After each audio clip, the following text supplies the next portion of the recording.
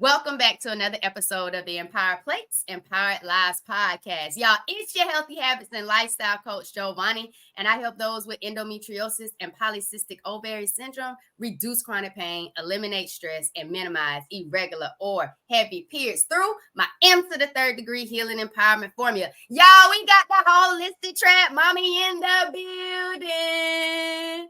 But before we dive into this episode, and if it's your first one, y'all, thanks for coming through. But most importantly, come vibe with me, y'all. Welcome to the Empowered Plates, Empowered Lives podcast.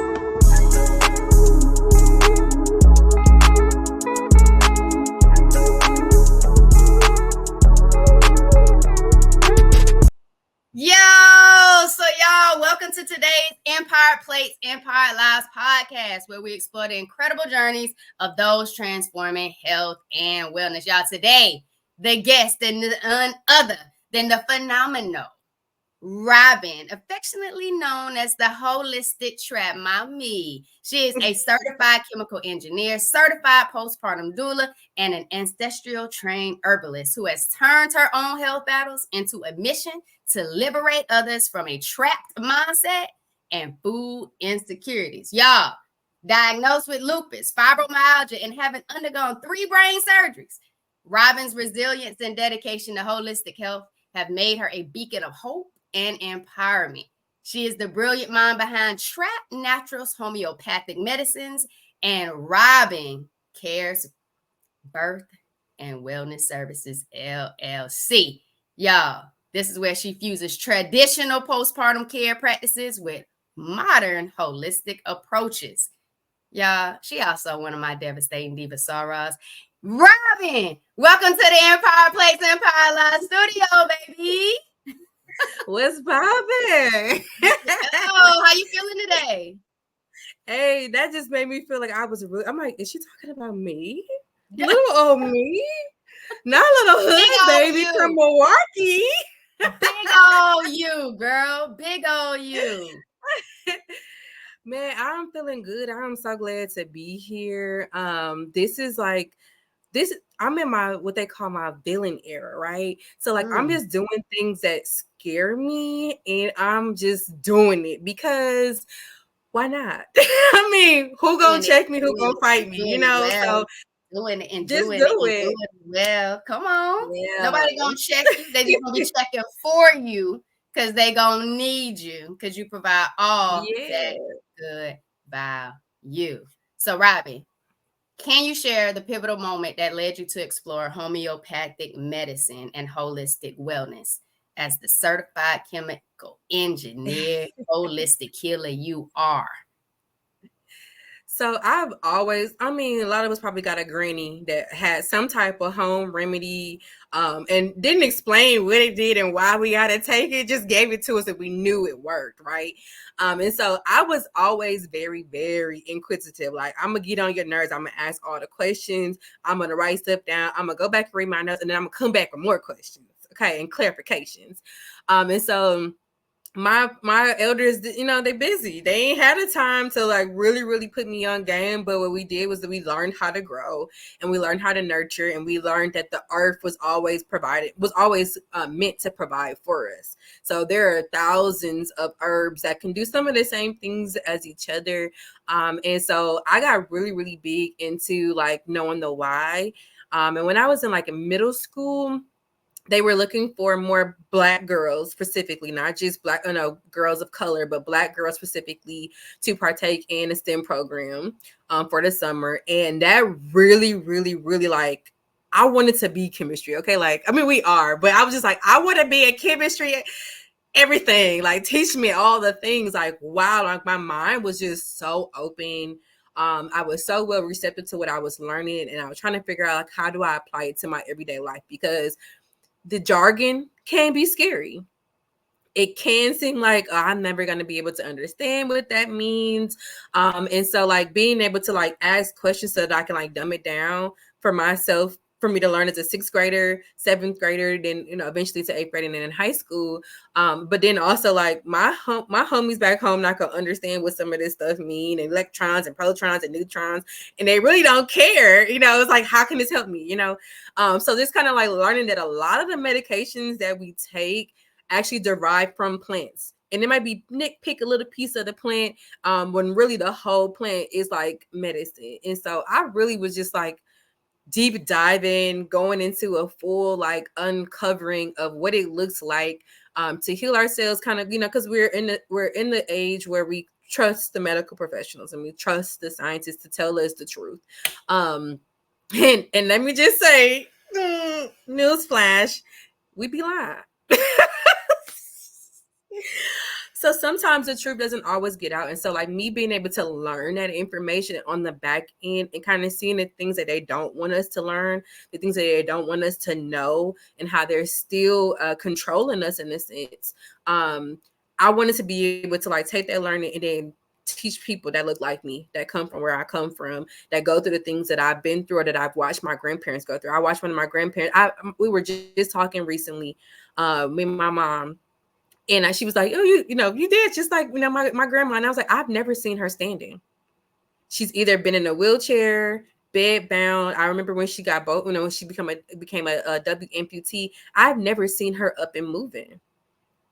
And it like, my mom was like really shocked, like, really? Like, you've never seen her jig? You never seen her in the kitchen moving around the kitchen? No, I've always remembered my memories is her yelling from her bedroom the instructions on how to do a certain recipe because it wasn't written, and she can literally hear that you were either not seasoning enough or too much.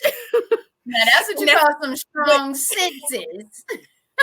Exactly. And so I was like, I don't have those memories. She did, but I didn't. And that also means that my kids don't have that memories of her actually being up and living life. And so I wanted to make sure that I was not one of those grandparents that my kids and my grandkids, or I call them my homies and my grand homies, that my kids, my grand homies would never see me up and moving and be, living my best life. And so that's kind of where I that's a long intro, but just being able to be in a space where there was an underserved area and they had some funds and they wanted to bring something that was unconventional at that time. And I took advantage of it. And I fell in love, and I ain't turning back because, baby, it's serious. It is serious. What I love most is that you were able to, not only were they targeting young Black girls in middle school, but you were so curious and invested in it that it led you into being a whole certified chemical engineer. And it wasn't just STEM though. Like, you also told me you were into writing. And so like, to be able to take the jig from your elder, you know what I'm saying, in the art of dance, writing, and attach it to that STEM, you kind of got a STEAM type of a vibe that you have going on right now that you're applying to holistic healing. And even though you felt like the introduction was long, it was still your story. It's what sparked you into getting into what you were getting into, because it was bigger than just you, but it was engraved in you at such a young age. Hey, you better teach. I'm just saying, like, I thought it was beautiful. Like, I don't believe that we see enough Black women of STEM, you know what I mean? And then you're not your traditional one that's in the lab. Like, you're someone who's seeing kids across the street in a complex, don't have nothing else to do, and bringing them over and having them plant in a farm. So now they just produced their first harvest of potatoes, and y'all eating potato salad together. Like, that's what a girl from Milwaukee kind of does once she found that light and purpose within herself to kind of, be impactful, be the true holistic trap mommy that you are. For sure. You talked about facing experiences with like fibromyalgia, lupus, multiple surgeries. How did these experiences kind of shape your approach to health and wellness? Because I know there was a time where you had to have taken the medicine before you reached that in-depth insight of being able to go the naturopathic or holistic way. Talk to us a little bit about that. So actually, I kept having these episodes of like temporary blindness. And then I randomly have where like I'll just start throwing up out of nowhere, like unprompted, just talking. I have moments where I had like dizzy spells and things like that. And my parents just kept taking me back. I'm an athlete. They're worried about it. I had and because of like some of those issues, I never had an appetite. And so like they kept being like, oh, maybe it's an eating disorder and she's not getting enough nutrients. And so they like had me like Ensure and doing IV treatments and things like that and trying to figure out like what is going on. And it actually wasn't until I finally went to a eye doctor, and it was just a conversation. And he's like, what happened? And what would you think? I said, this is not the first time. Explaining some things. I'm like, my doctor's worried about X, Y, and Z. And he's like, So he started prying, and I was glad that he did. His wife actually had lupus, and he was like, I'm actually going to send a referral to your doctor of a rheumatologist because I think you might have something that's called lupus. And he said that a lot of, it's really hard to diagnose, and a lot of people of color may actually have lupus and not even know, because a lot of the, like some of the facial distinctions of like a butterfly rash across the face, which a lot of people, we're darker, so you might not see it, or it might not be as big as we've seen for our counterparts. And so everything I was Googling, of course, was white face. And so it did not, their rashes are not going to look like ours.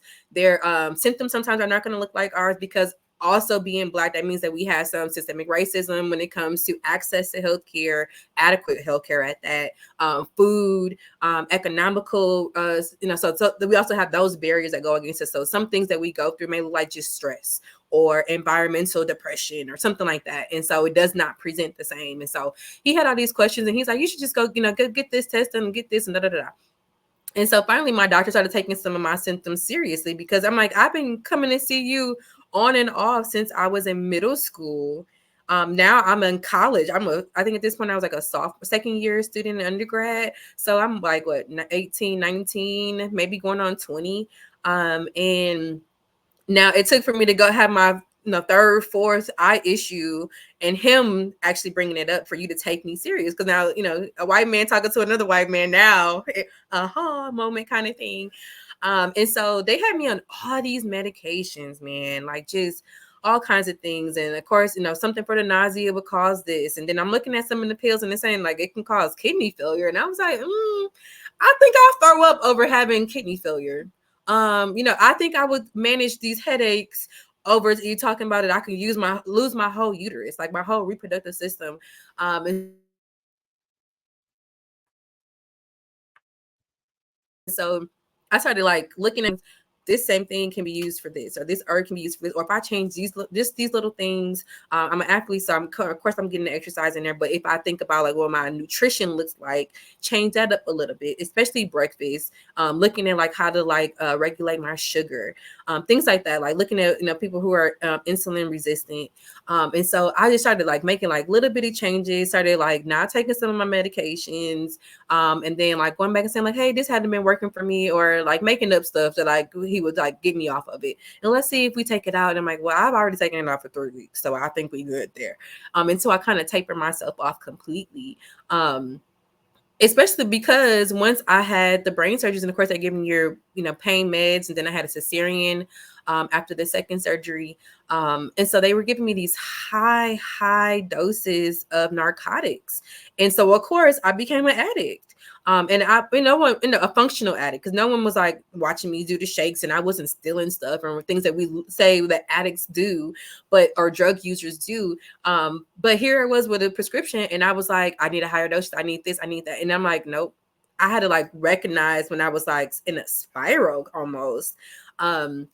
And so I had to talk to him like, hey, I think I might need to go inpatient or something, because the medication you're giving me and you having to keep increasing them, I don't think they're interacting with each other well.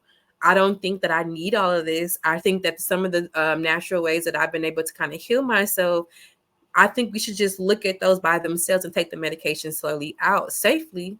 And he didn't want to, but let me ask you a question. What caused you to have to go through like the brain surgeries? I had a brain bleed, and not really sure what happened. But I started like the dizzy spells, just kept getting worse. And then my partner had noticed that like I was having seizures in my sleep. But I never was waking up. So I would have the seizure, just kind of like frailing around, and like he's like, I'm like, what is going on? And just making sure, turning me on my side, making sure I didn't throw up or anything, and then I'll just go back to sleep. And I didn't think nothing of it. I was like, well, my cousin has seizures, and my uncles have seizures, and so I just whatever it is. I think that's And the then common thing that we do. We typically, if we see it in our family, we just chunk it up that it's yeah, like hereditary, and then which is not good, because then we normalize it because we've seen it, and nothing ever really happened with them, or it wasn't a big issue for them. Same with me when it came to like PCOS and like the facial hair, and stuff like that. It was like, oh, well, my auntie, my mama, all these other people have facial hair. I don't think of anything. I didn't know it was a sign that it could be a hormonal imbalance or something else, The big thing that stood out to me, though, it was your eye doctor that, pretty much said, I think you might have lupus, not only because of him seeing the symptoms in you, but because he was familiar with what it looks like. How do you think the healthcare system would be if we actually knew a lot more about autoimmune and chronic conditions, so that way when we see the symptoms arise in patients that come before you, we're more inclined to navigate and investigate. Come on, STEM leader. Investigate what's actually really happening, because too many times we're hearing that Black people go undiagnosed with too many other chronic illnesses that show up with pretty common symptoms, yet it's not common to navigate through the checks and balances to truly figure out what the root cause could possibly be, and if not a root cause, what these symptoms kind of align to. Talk to me a little bit about that, your insight in regards to that.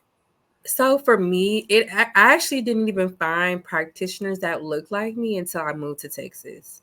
Not to say that Wisconsin did not have them, but it also goes by who do you have access to through your health insurance? Who even takes insurance, because it's such a pain to deal with the insurance company. Because I worked in billing and claims, and I used to hate having to tell people that we don't cover. If you didn't look at your contract, we only paid $30, even though you charged $200. And so for me, that kind of changed the quality of my care. If actually happened. Now I get it, all skin folk ain't kinfolk. However, vetting is important. So me talking to other people who are dealing with certain things that I was going through, and do you even have, do you have a person of color that you trust? Do you know somebody? I have cousins who are actually doctors. And medical doctors. I mean, not just say any doctor, but they are actually medical doctors who have people in their circles who they either go to. And there was like a lot of resources of like findablackdoctor.com and things like that. And so I was just really vetting people before going to them. What does their bedside manner look like? Are they holistic? Are they okay with me declining certain things? Are they very, very to the medical book? And that made a big difference to me, because that changed my care. To actually be heard by someone who knows exactly why I came to them without being like, oh, what made you choose me? Like, I know, sis. I know. I was in the classes with them. I heard the wild stuff that they used to say and think, and they really stood on that. So like that really changed the quality of my care. Now, I get that the system does not allow for a lot of Black and brown kids to be medical students. I get that a lot of our household, lifestyles sometimes hinder us from even going to school or finishing school.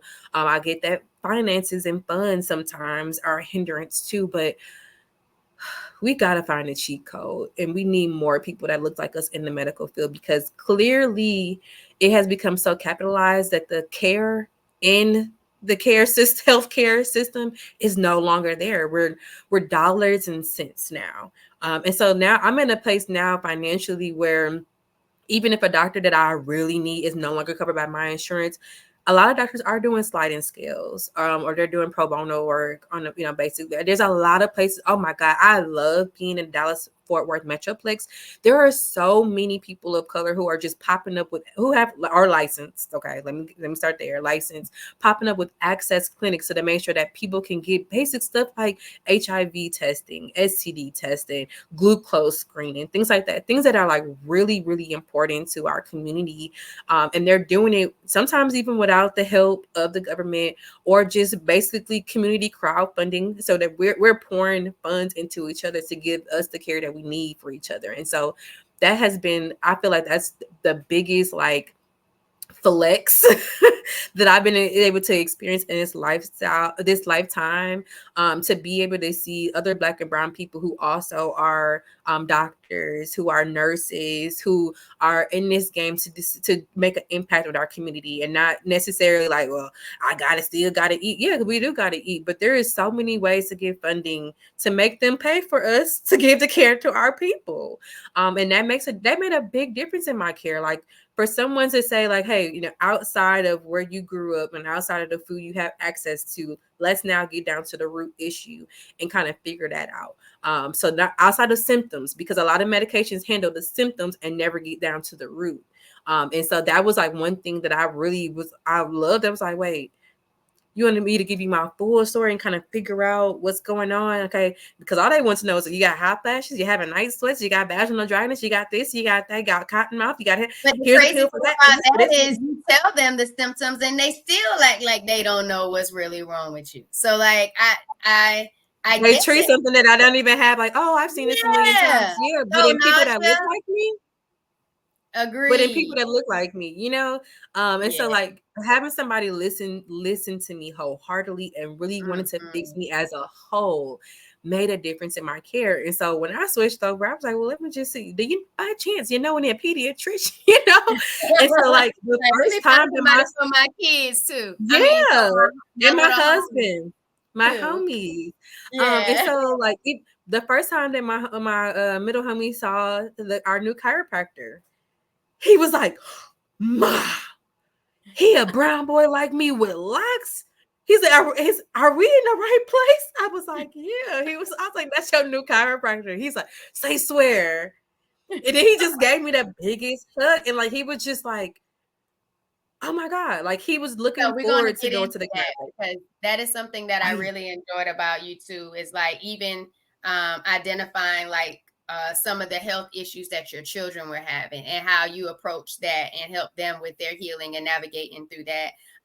But before we get into that, I 100% agree with you when it comes to finding care with doctors and healthcare practitioners and providers that look just like you. Like I was diagnosed with stage 4 endometriosis. It took me 7 months. If you want to do the max, we can say 9 months. Because in April of 2019, we thought it was just, like stress induced. That's calling the throwing up, the sickness, not knowing what's really happened, which stress does exacerbate the symptoms, right? And I was thinking maybe it was food poisoning. But when it happened again in August, my nurse practitioner who looked like me, who was my sorority sister, said, something's not right. We need imaging. Go to the ER. And that's where I go get my CT scan. They're doing the ultrasound. They're doing all that. And they found a large cyst on my right ovary. Had I not had someone who took me serious, that knew me, cared about me as a person, as a whole, not just as a patient, I would have never went to the ER because I wouldn't have known what was really happening. I kind of wouldn't trust all of that. Go there. I go to my OBGYN. My OBGYN said, well, if you want to have kids, you can get on birth control, but to help with the pain. But if you really want to have kids and you want to think about your fertility future, you could see a specialist. That specialist was her husband. You know what I'm saying? And then exactly like, but it all started because I had a primary care and a nurse practitioner that looked like me, that got me going through the system. And because I already had the labs, all of the paperwork and information saying what's already there, there's no way you can bypass, misdiagnose, or misspeak. Like there was nothing that you couldn't do but allow me to go through the proper channels. And so not knowing what endometriosis was, PCOS was, or anything like that, spending the pandemic time, because my surgery happened in March 2020, right before everything shut down, it was like, now I get to see and research and look at what all has happened. And I'm like, this is a whole new world I knew nothing about. And then endometriosis doesn't look the same in everybody. PCOS doesn't look the same in everybody. And I was like, I am so grateful to have had the care that I've had, because it was such a privilege. And I said, never again would I not sit here and tell my story, but also have other people tell theirs, because everybody's not as privileged. But over time, they figured out exactly how to get the help they need. And that right there is a testament, Rob. Like, you had to tell the people that I need to get off these narcotics. I'm starting, like, this isn't helping me. It's not treating me. This is starting to become a problem. I can feel it. You can keep pushing it all you want to, but put me in a hospital or something and find a way to wean me off of this. But I'm grateful that you got the care that you need, and you saw people and representation in the Dallas-Fort Worth area to really start listening to you, so you can be intentional on your healing journey. But I know that only inspired you to do even more work for the good, because now you're empowered. You know what I'm saying? So let's go into your little homies, you know, your kids. What were some of those issues or illnesses that some of your children were experiencing, and how did you navigate their holistic healing experience with it? When my first live birth, it was rough. Very rough delivery. And so I noticed that he was having, like, he latched pretty well, but as far as like turning his head and simple things like that, things that we don't even think about, I noticed was an issue. And so I talked to one of my friends who was actually a midwifery student at the time. So this is back in 2013. She was a midwifery student. She was like, oh, I just really learned about, like, chiropractic care and how that can help with like latching and help with gut health and allergies and all this other stuff. So you should, especially since you had a C-section, you should get the care too. And so we both started seeing, he was 5 days old, I think. Chiropractor did little gentle manipulations. He didn't cry. He took the best poop that he had took since I had him. He was able to gradually move his neck a lot bit more better. He was, pushing up and moving the stuff he wasn't doing before. Now get it, it's only 5 days, but there's certain things that I was kind of just like, Now at the time I was the oldest of, I was oldest of 12 because my baby brother was 2 months older than my son. So I was oldest of 12. So I didn't see a lot of babies. And so I was just like, something's just not right. And so got him that care. Then I started noticing all these little patches, and they're like, oh, they're baby that just have dry skin, put coconut oil on it. I'm like, no, there's something different. I had seen eczema, but mostly in people like my skin complexion, because typically they get steroids and it is looks bad and it's noticeable. So I had never seen someone that was so fair skinned. I didn't know what it was supposed to look like. He just kind of looked at like ashy spots every once in a while. And so somebody was like, no, this might be eczema. And they talk about gut health. I'm like, well, I'm breastfeeding. I was like, well, you got to change a little bit things in your diet. And they started telling me like some triggers for eczema. So like tomatoes, even though he loves pizza, like tomatoes. And it was one other thing. I can't even think now that this has been so long, but gluten. And so I had to change some things that I Girl, I was just saying, when you said gluten make everything taste good. Like, once I became I didn't know gluten was so precious in pasta and bread and dressing. I'm just like, gluten is everything. Everywhere. Like, wow. So it was so hard to pinpoint. Like, okay. So then I started like learning this. So this is how the name Holistic came about, really, because I had to really start making my own stuff. Because I had the surgeries and I was having like the seizures and stuff. I still had to stay with my parents for a while, especially with the baby. And so I couldn't eat everything they was eating. So I had to like make stuff, and it was just a hot mess. And so at first it was a pain. So I'm like, it's inconvenient. I just had a major abdominal surgery, just had a baby, trying to like figure out these things holistically. Now I have to make everything from scratch and make sure that what I'm eating is good for him too and doesn't trigger anything. And then like slowly, especially when he started like eating table food, slowly introducing him so then I can see if a trigger happens or what he can and can't eat now that he's doing solids. And that's also another thing, because now you're like, oh, I don't want them to choke and I can't do this and oh, baby food has all this stuff in it. So like that already caused a lot more anxiety. But when it became more habitual, it became more routine. It was so easy. Like now I can whip that stuff like boop, boop, boop, bam. My 2-year-old can do it. I put everything in the processor and she'll press the button, she'll stir it. Like if my 2-year-old can do it, like we can do it. We just sometimes we overthink things and we're just so lazy.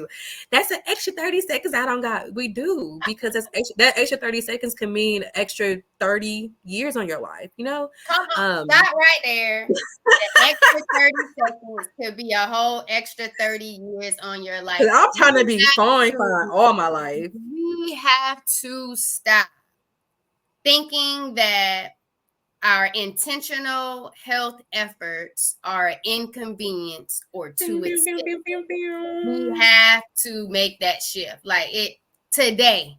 Your health is a value today. It is something that you should really be mindful of today. Like not later down the road. Not all these other things come before your health. We have to start prioritizing and valuing our health. That was a bar right there. Holistic Trap Mami with 30 seconds of being intentional about your food could add another 30 years to your life. Because go ahead. While we're here, y'all. If you have not grabbed your anti-inflammatory guide, go ahead and click the link in the description of this bio. She is already telling you about food. We're going to be talking a little bit about movement, as well as mindset. And you heard me in the intro. She is someone who is trying to release you from the traps of your mind to thinking that you are not worthy of the life that you truly were born and created to get. It's my M to the 3rd degree healing empowerment formula. It's a free anti-inflammatory guide. Get it. It's in the description of this video. Yo, Holistic Trap Mami, you said that when you let this baby go to the chiropractor and get those adjustments, it helped improve his gut health. And he had the best poop ever. Let's roll into this thing. Better than any probiotic I've ever given him. Girl, you shifted my thought process in regards to chiropractic health, because I was thinking about in another episode, Natasha was talking about her issue. She always was low iron, anemic, but she used to always get into spinach and all these iron rich foods. But because her gut wasn't right, her body wasn't able to absorb it. And I'm thinking, how simple could a possible chiropractic approach to your life could potentially support your gut health issues? But M to the 3rd degree, mindful eating is one of those big pillars. So I want to know, with the mindful eating, how do you define it? And then why is it important in the context of holistic health? Your perspective with mindful eating. So for me, I think of it like this, right? I have to carry this body. No matter how small it is, how heavy it is, I still have to carry it and move it. That's it for me. I remember when I was size 18, size 20, and how everything just hurt. My knees hurt. Back of my arms hurt. Like, why was that hurting? Because they're jiggling all day.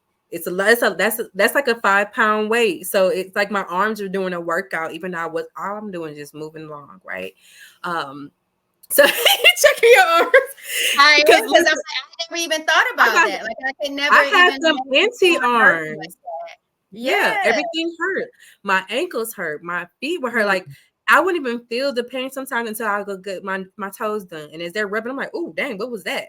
I had shin splints and I could not understand like why. So I would walk a certain way because I was trying to carry this new weight for me. It was new for me. So I had to walk different. I had to support it different. My pelvis had to handle it different. So I just had to square off my feet kind of a little bit and turn my feet in to kind of help make sure I didn't fall over. And so it hurt. I knew that I couldn't continue to do that. Not only was there other health issues that were ailing me, not only did I remember like all the medications I watched my grandmother on, all the medications I got off of, and now you about to go back on. Looking at my dad taking medications, and now he got medications for glaucoma. He's in stage 4 kidney failure. I had a elder transition from liver cancer. So I had to really think about myself. Like, is that how my children, my homies, literally were there as they wrapped up my grandfather and took him off to the morgue? they watched him go from a healthy weight to almost looking like a skeleton so that someone just dropped a little curtain over. They watched that. I don't want them to watch me like that. Okay, I want to do something like a paragliding accident or something like that, or go on my, I don't want it to be where like you can physically see me dying because of the lifestyle I had, the way that I ate. Like that burger was so fire though. There's other ways to prepare those same goods. Stop right there, Robyn. Stop right there. You don't want them to see you physically dying. Let's switch this up just a little bit, okay? Yeah. You know how people really start embracing their healing journey and they're starting to eat better and they're losing that unnecessary weight, right? And they're really starting to just dive in and start carrying the body that they were supposed to carry. But then people say, you look sick. You look unhealthy. You done lost too much weight. You don't even look like yourself. Put a spin on what you just said, Robyn, because that was the first thing that came to my mind when you said, I don't want my kids, my homies, to see me dying due to my health, how I'm eating, how I'm living, just looking like death. Help the people who might be actually embracing their journey, and people are now telling them they look sick, they losing too much weight, when they're just getting to the best part of themselves. Talk to those people and right there. Right? I think too, like what we, not necessarily that we care too much about what people think, but I think so many people are so used to us being seen in an unhealthy space. That's including mindset, that includes lifestyle. So when I used to be out there smoking and drinking and living wild, people were so used to seeing that person of me, the turned up person of me, the person that will run up, get done up kind of thing. So that when they see me now, they're just like, you don't even look the same. You don't smell the same. Like everything about you is, I don't even know who you are anymore. And you're not supposed to. You're not supposed to. I should not still look like the same person I was 10, 15 years ago, if we're always evolving, because that's technically our life is literally, we're forever students, whether we know it or not, whether we're intentional about it or not. The things that we learn, the people that we put in our circles, the things that we ingest on social media. Like my For You page used to be so raggedy and drama filled and just hoodwinked, like it's stuff that I'm like, it's not even as sexy or appealing to me anymore. So like now it was so funny. I told my husband, I was like, he was like, oh, did you hear that such and such happened? I said, no, like my whole For You page on all social platforms now was like gardening, how to grow something. The algorithm tapped into your evolution. The algorithm tapped into your evolution. The spiritual mindset of it, like sacred mindset, all that has like changed. It's changed and evolved with me. But some people that are used to me from when I was wilding out, they have not. They're on the old timeline. And so what I try to tell I'm not supposed to look like that person anymore. That person, not only was I unhealthy, and I'm not gonna say big bodies are automatically unhealthy. Let's not even create that narrative. But what the thing, like the lifestyle that I lived, honestly, if I really think about it, I shouldn't even be here today. The lifestyle that I live, I should not even be standing here. I shouldn't even be able to talk about some of the things I'm talking about because of who I used to be. And some people will try to discredit me because of the person that they used to know. That girl don't even exist no more. Heck, I can't even remember half the stuff that I was doing no more because it's so far removed from my life. Like I have a new muscle memory. You know what I'm saying? And so for those who are on that journey where people don't recognize the things that you're shedding, because not only are you shedding pounds and you're shedding dead weight, but you're also shedding old habits. You're also shedding people that aren't even good for you. You're also shedding years of life for yourself, because we think that everything's supposed to be a 3-day turnaround, right? I got a pill for this, and in 3 days, this symptom is going to be done. But if I spent 25 of my years of my 36 years of my life trashing my body, my vessel, it's going to probably take about somewhere near that to get it back where it needs to be. Agreed. But also our body remembers. Yeah. I love that you said that, because in addition to that, you have to grieve the life that you used to live. Because if you don't, it could always just be lurking right there, right behind you, exactly, ready to tap back in. And so it's really that make peace with the life that you used to live, so you can truly embrace with everything that you got in you, what you know you deserve, and what's ahead of you. And I love that what's you for me is already there. I just gotta go get it. I always call back, what is mine will find me. And if I'm not on the right path to find it, Lord, direct my path. Remind me of the last instruction you gave me for me to go back and get what's mine, because I be reading the Bible. Okay, there's promises in there that we didn't even know, don't recognize, don't understand. We think that those promises are for Abraham and them. No, that includes me too, and so I have to be in alignment with that. So I tell people all the time, like, bro, if your mindset is still in 2006, you're gonna still do 2006 stuff. And did 2006 serve you? This is the 2006 version of you. Would that make you happy right now? Because the 2006 Robyn, not Robbie, because Big Robbie just hit. Okay, I'm really in my bag right now because I understand like who I am, whose I am, and what I'm supposed to be doing. And that's a big part too. That's a big part too, Rob. It's an inner work that is done before you even get to see the outer work. And so if people are trying to comment and say things in regards to your outer work, when you're still working on the inner work, it really is irrelevant to what you got going on. And so, because baby, I ain't even hit my peak yet. That part. So it's just kind of like you're not even. You ain't even getting the best part, you know. Like my favorite part of the cake is always the corners. I love the corners.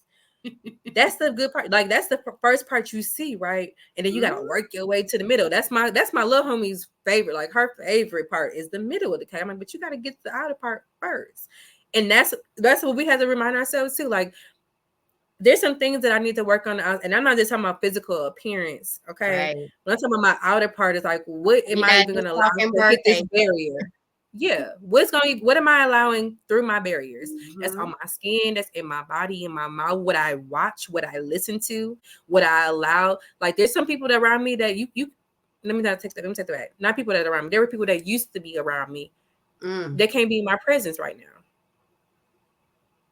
You are not healthy for my journey of who I am now, and you darn sure ain't healthy for my kids. So I'm gonna have to move around. So when they be like, who all over there? I don't even care no more. What I do is I speak out. If this is the place I'm supposed to be in, everybody in there is gonna be somebody that's gonna be able to either teach me something, love me in this version of me, or they're gonna have to move around. And so it's been plenty of times where I didn't pull it up to the spot. We had a good time, but then I hit it. Oh yeah, when you had left, so-and-so came. Yeah, because so-and-so wasn't supposed to be in my presence. Because so-and-so be talking that noise. So-and-so is negative. So-and-so don't serve me. So-and-so ain't supposed to be near me.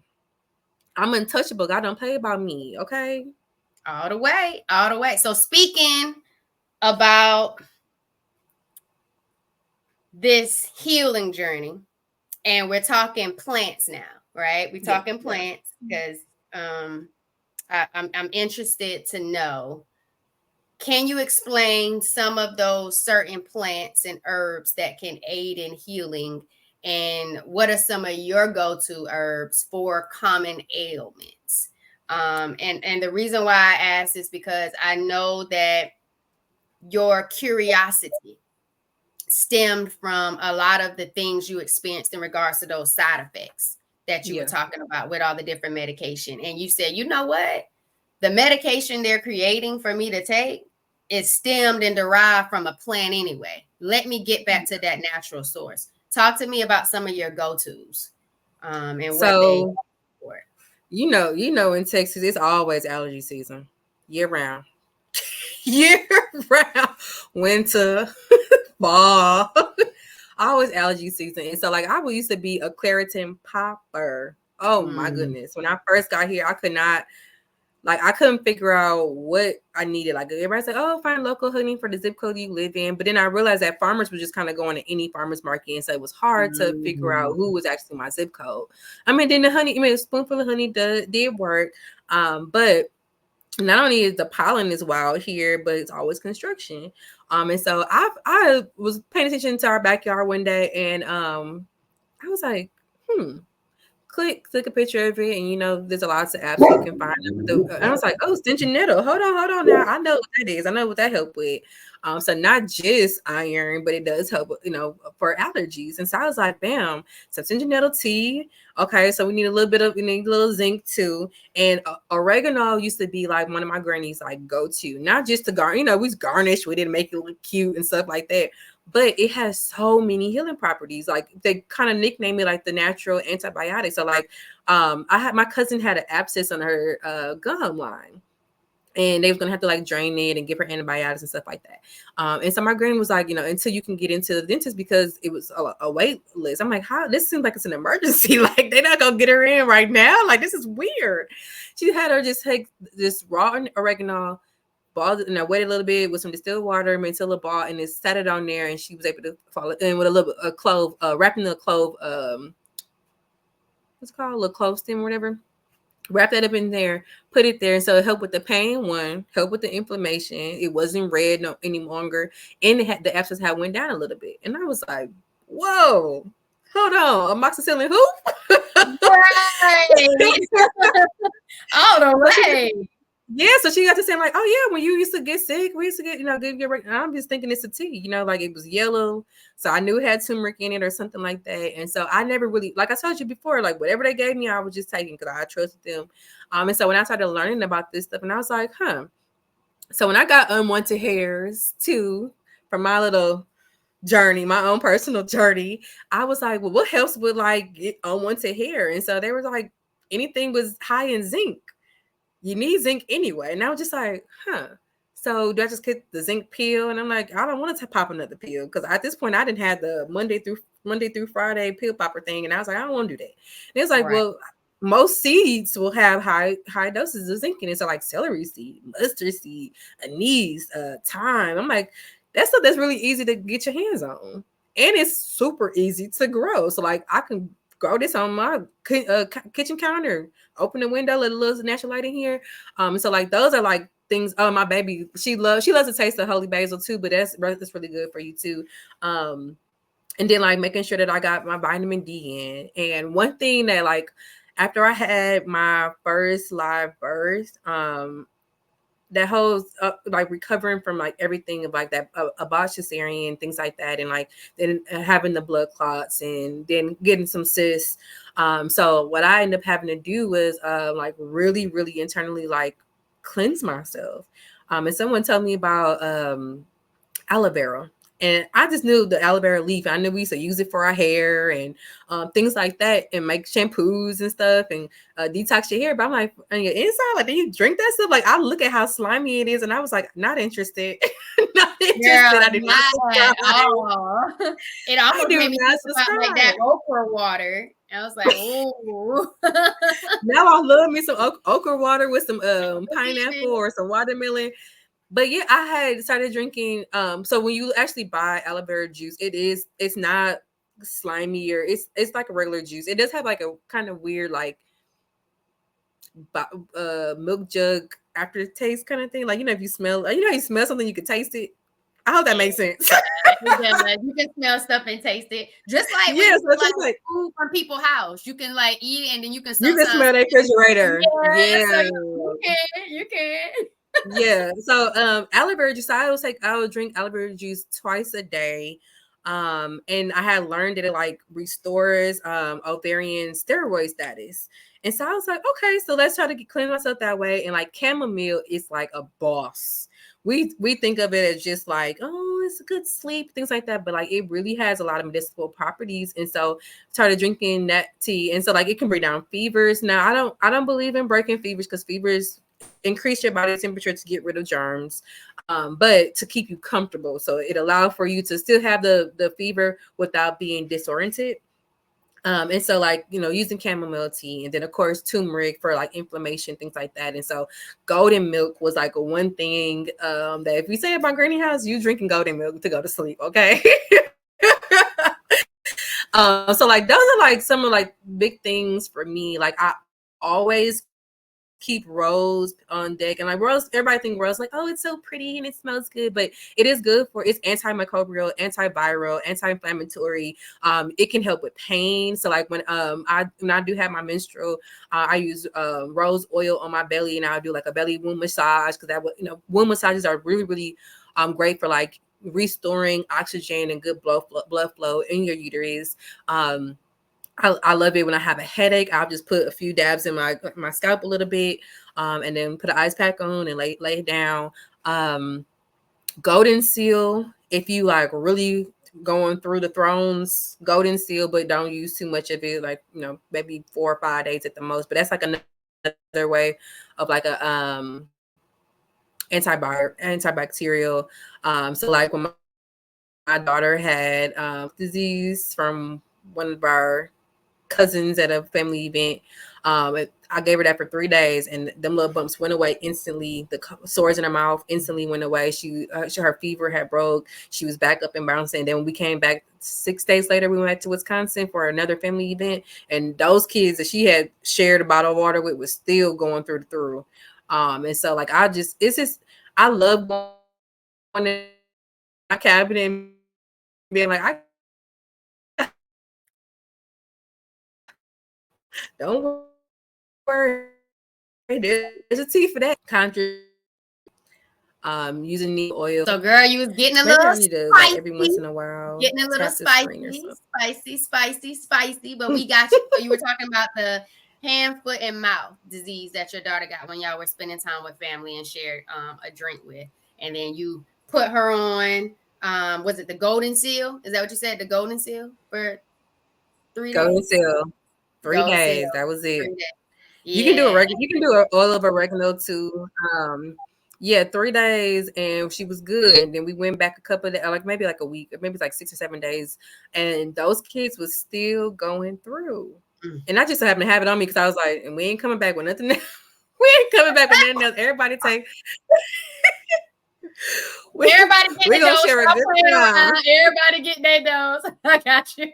That makes perfect sense. I was serious. I believe you. We carpool or we road trip, and I brought my niece with me, and my brother wanted to hang out with us at the hotel, and I was like, anybody stepping foot through this threshold gonna get it. He's like, it's nasty. That's okay. I broke that pill, put it on a piece of bread, rolled it up, just chew it. It is spicy, but it ain't gonna happen again. We're gonna share a good time, but we ain't gonna share no more ill ickies, okay? I know that is right. I love that. So I hope y'all got that hat. If you have any play dates with your little homies, to make sure if anybody was feeling some kind of way, you got your nice sandwich kind of medicine. Roll that thing up in some bread, let them take a little bite and boost their immune system. So something that stood out to me, Rob, was you were talking about pain. And a lot of times people with endometriosis, I appreciate you for the belly rub, the rose oil on the belly rub.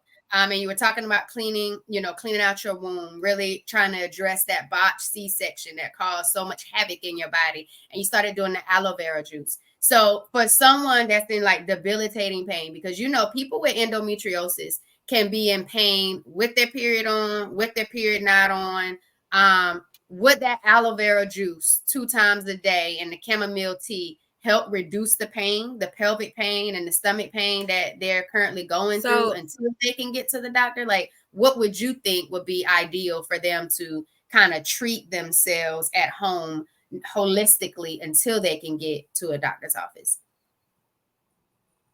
So as far as like pain, I do like the rose oil, or even chewing on a rose leaf. But clove, whether you use like spray, make like a hydrosol with cloves, so that's really just like a cup of water with like 3 tablespoons of clove and a spray bottle or something. Spray it on your body or your back, including like, obviously a heating pad.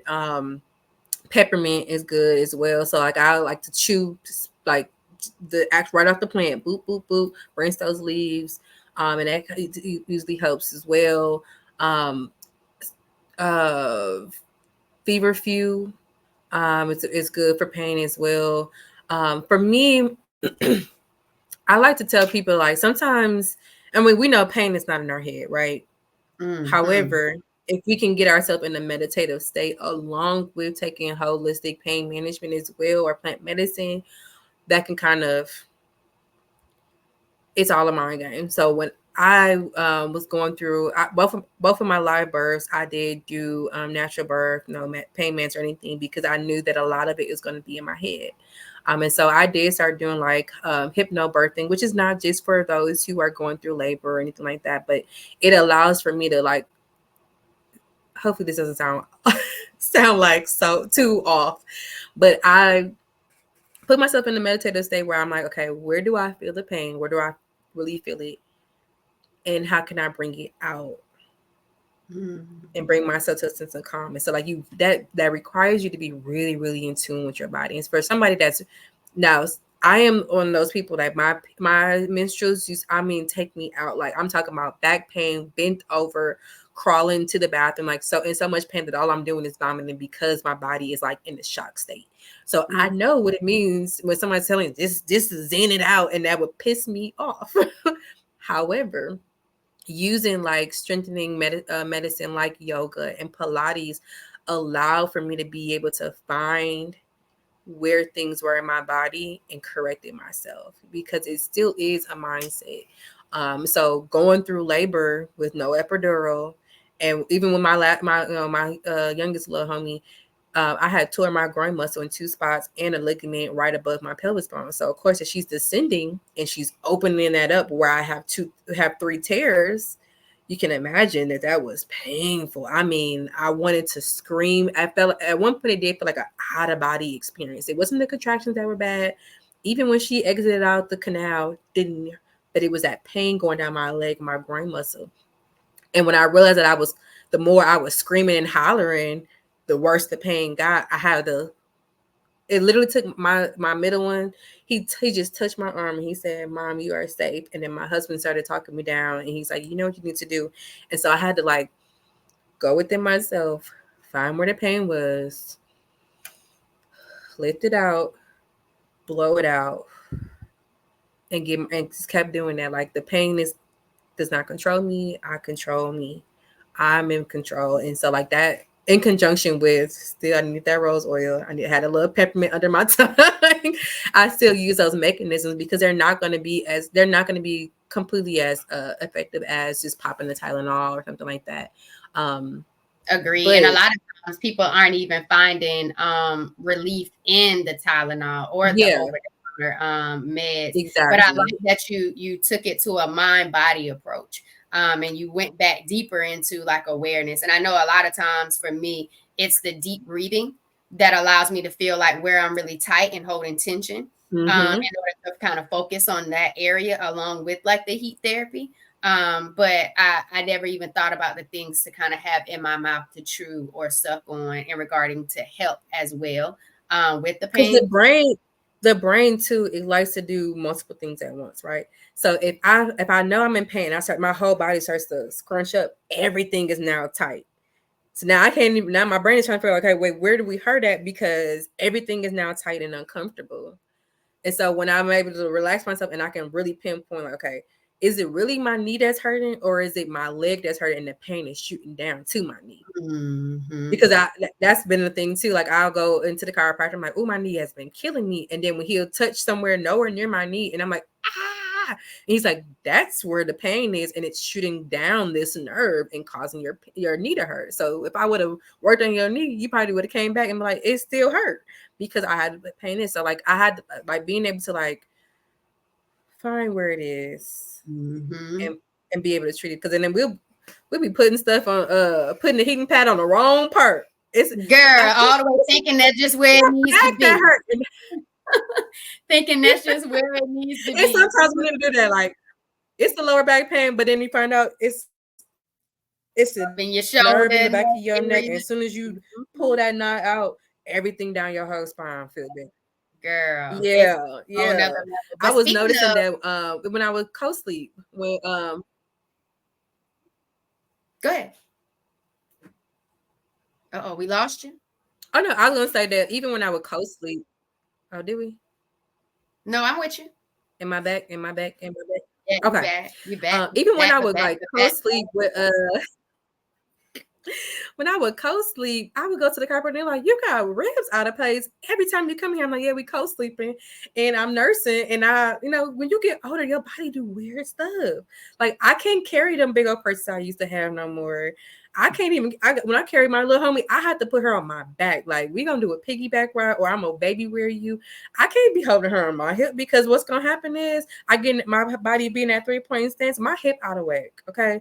My ribs is out of place. My whole neck is tight and overstretched.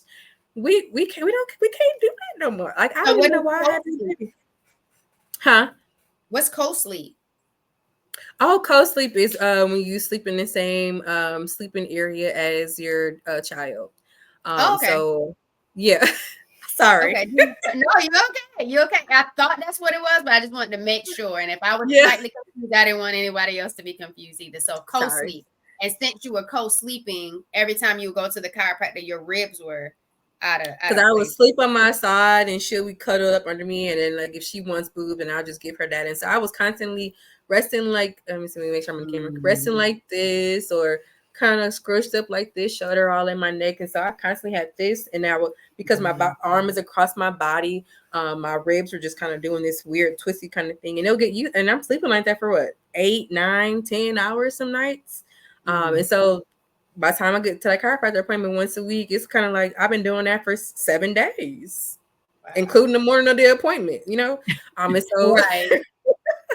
That makes and sense. so like they're having to like get that readjustment, and like every time I get adjustment, I can breathe better, because when you had it's congested, your lungs are right there. Like I was at the point of like puncturing the lung, he told me, so I had to like figure out a new sleeping mechanism for her, and that's all with holistic. Like I find different ways that I can like comfort her and also bring me peace as a parent, but that also does not deliberate one or the other, Correct. So like I for like me, that. I like that balanced approach by also prioritizing that connection to your child. And that I think is really important. But to even say that how you're sleeping could almost puncture your lung just because, the way you're positioning your body, I don't think a lot of people even take notice of the proper positioning when it comes to even laying down things you're doing with your body mechanics. Like we're so prone to just trying to get people to move,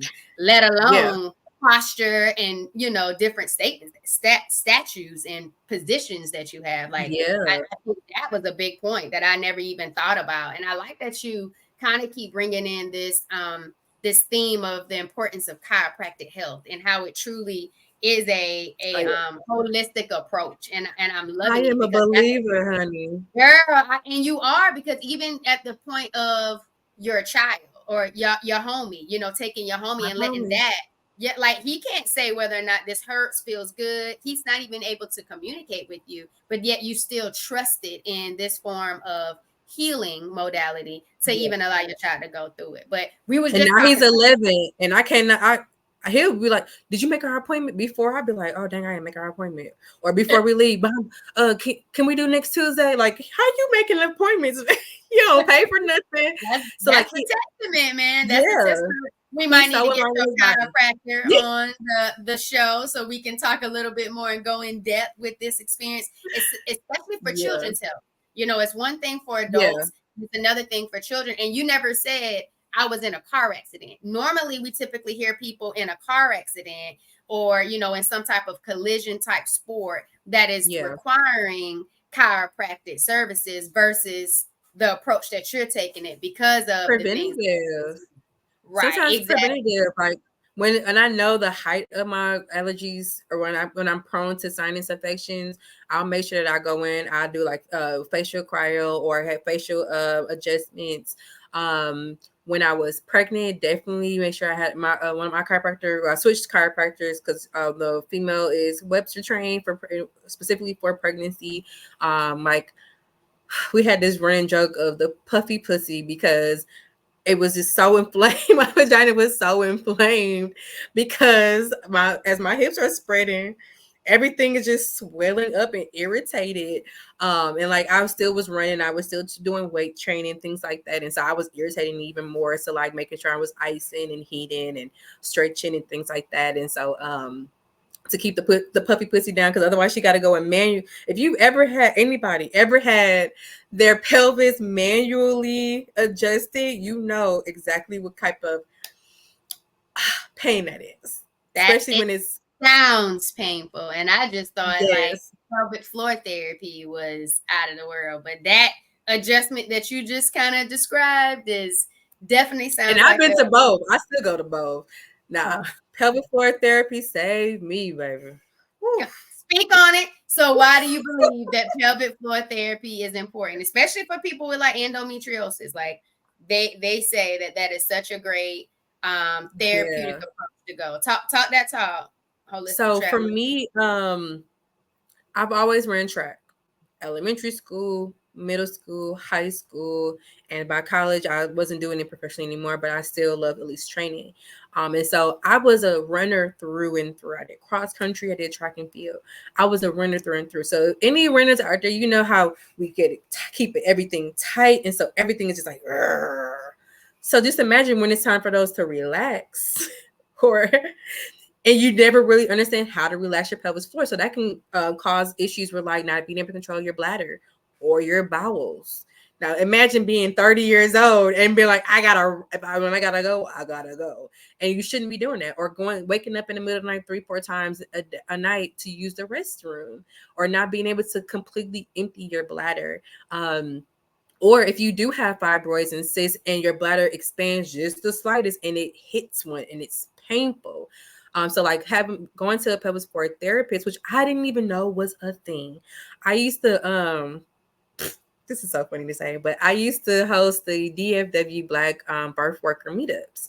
And so there used to be a lot of doulas and midwives, and then we had some nutritionists kind of roll in, and then we had pelvic floor therapists roll in and nannies. And at this particular meetup, this is the first time that we had the pelvic floor therapist, and they were saying like all these things, like if you've ever heard your hip clicking, if you notice that you kind of lean to the side, and when it could be your pelvis is offset, if you notice that not just when you sneeze, like you may have leak, but like when you sneeze and like you feel the pain go through your vagina. I was like, dang, I'm experiencing all that. That's not normal. Like I just thought, Not normal.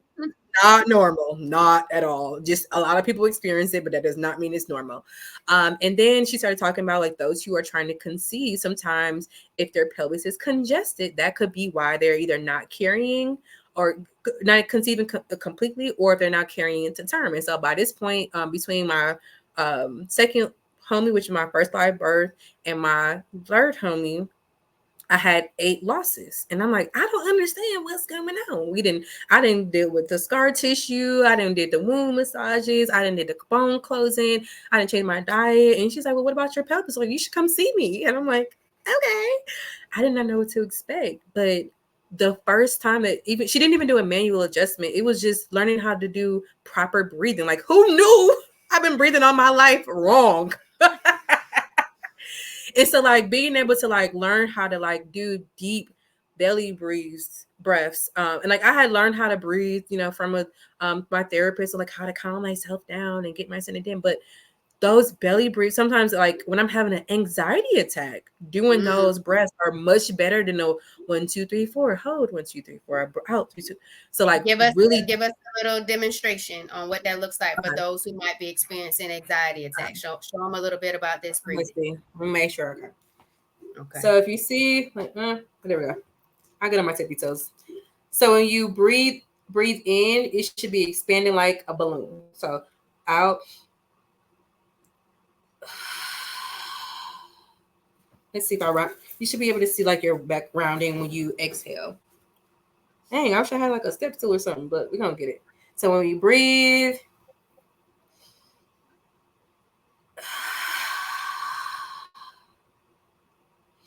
I see it.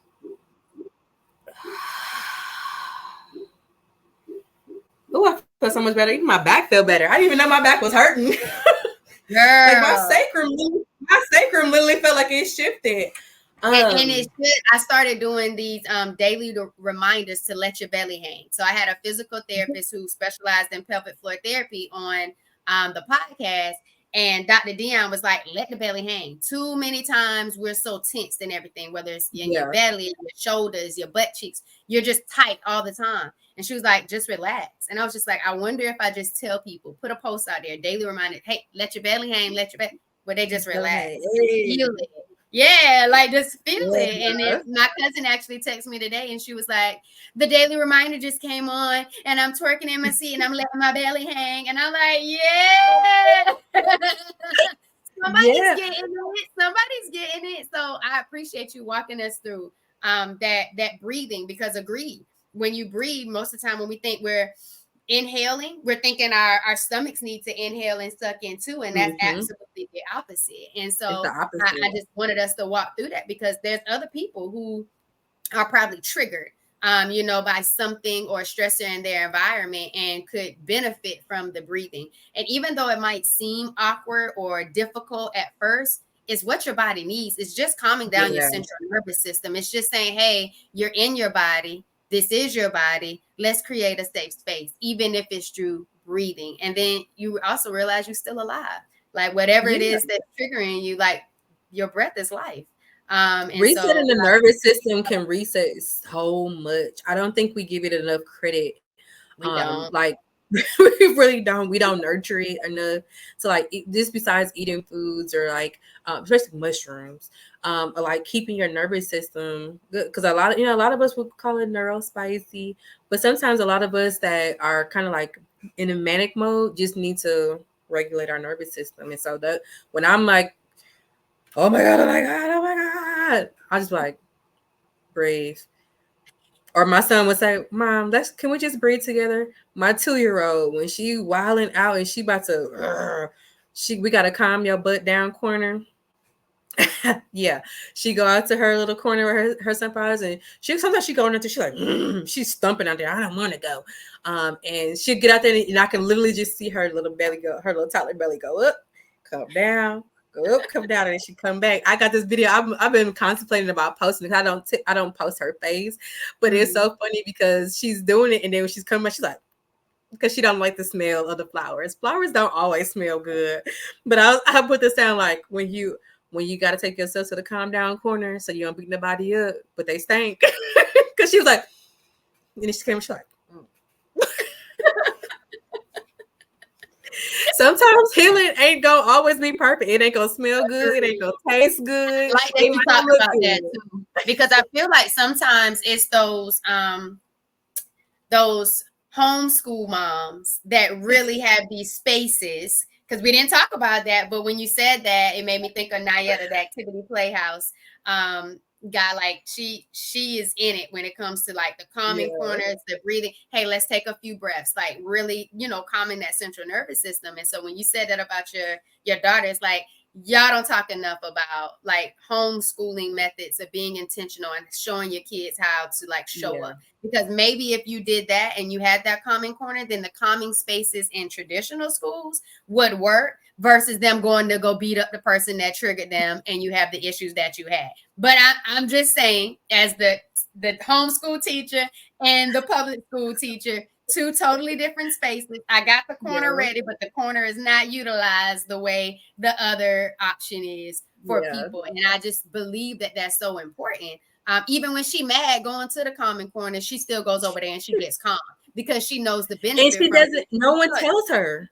No one had to say, you need to go in the calm down corner. She was like, where are my shoes? With an attitude. I'm like, where you going? You are raising aware kids, self-aware kids, like that no one has to coach and tell them what to do. So you're doing an awesome job, Holistic Trap Mami. But let's talk about these period parties. So you have these period parties, which I think are a unique concept. But I want you to tell us a little bit more about these events and how you like educate and empower women about their healthy menstrual cycles. Talk to us about the period parties. Okay, so these are not like official like public things or anything, but me and my homegirls will just have like coochie talk or coochie monologue, and we just talk about what it looks like, what our menstrual blood could look like, discharge before, after ovulating, or when you're the most fertile. Foods that are warming to the body are much better when you're in the ovulation state than the junk food, because when you're shedding, I mean, things are leaving, including the nutrients in your body. And so when you replenish that with trash, that's what's gonna stay in your body into the next cycle, right? And so we talk about, like, food. And so I do. Actually, I was supposed to be on a podcast, maybe February, and we were supposed to have Coochie Talk after dark. And I was going to do how I use my herbal mocktails to help me replenish or get ready for my menstrual. And so I do want to make those a bigger thing.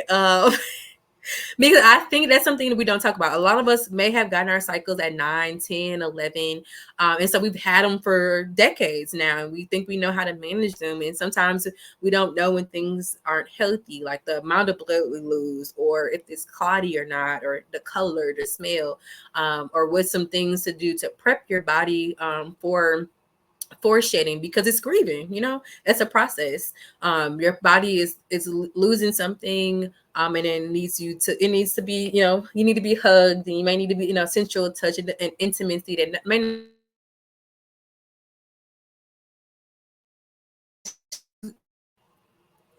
Girl, you was getting spicy. But I really appreciate you navigating through the period parties. And I do think they are very important, like not even just with your homegirls, but I even see that as a need for even like my middle school girls or even my high school girls, because a lot of times they don't know what's healthy and what's not. I could ask my middle school students, raise your hand if you have painful periods. And more hands will go up than I would want. And painful periods is not normal. Just because we know other people that experience it, like we talked about, just because we know other people that experience it doesn't mean it's normal, just because it's common.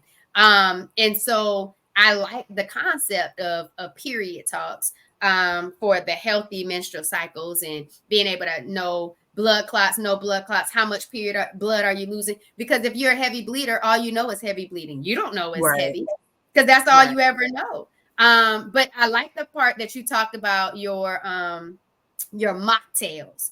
And so I kind of want you to talk a little bit about like your love for creating mocktails, and kind of like what are some of your favorite recipes and how do they help with like daily wellness routines?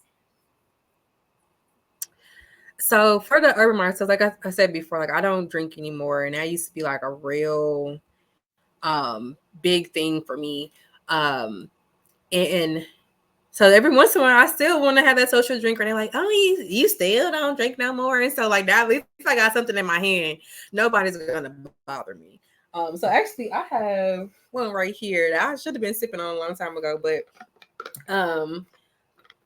what I like to do before, like, I start my cycle is I like to use a yarrow, either tea or tincture, and then, excuse me, I like to oops. Hold on. Now my stuff going wild. A yarrow tea or tincture before So like the couple that, like when you start feeling like premenstrual symptoms, like any pain, cramping, like if your back starts to hurt, I start taking that first, and then I love raspberry leaf tea. Or I'll either like garnish like if I have like my watermelon and cucumber tomato salad, I will garnish it with the herbs. Now, when I'm saying tea, I'm not talking about those tea bags with the mystery leaf stuff in it at the grocery store. Okay. I'm talking about whole leaf, the actual herb. Like if I was to go to my backyard and go snip some of that ginger needle, that's what I'm talking about. So like from a apothecary or from an herbal store, or something like that, or the actual, or Sprouts even have it, and they use EBT. Okay. You can use EBT on Amazon for quite a few of those herbs too. So I like to like get them in bulk, and then have them on deck, and like a whole pound of a bag. Pound bag is probably about, okay, getting in the picture. Look at my little tiny hands. That's how big it is. Bigger than my head, the bag is, and it's usually like $18. That's less than like a 25 cent an ounce or something like that. I used to spend more on that on the other type of green, and so I'm glad that that's just not my testimony no more. And so I like to do stuff like that, and I like to do like common herbs. So still like the chamomile. I love lavender. Of course, I'm gonna always have rose in there as well. And then with the mocktails, so typically like what I do is like I'll make the tea base. I'll put it in my French press, which you can get from Walmart for like $9. You can be fancy on the budget. And then I'll like muddle fruit, and then I'll press it all down.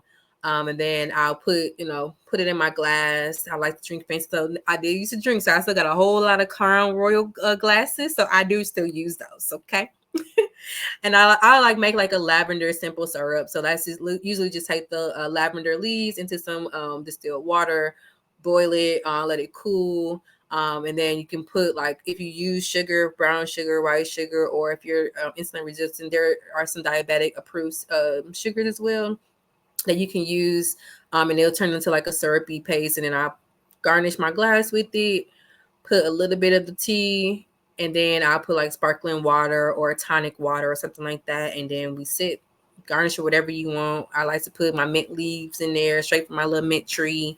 Put my yarrow tincture in there if I don't use the actual flowers in the blend, and I'll sip that.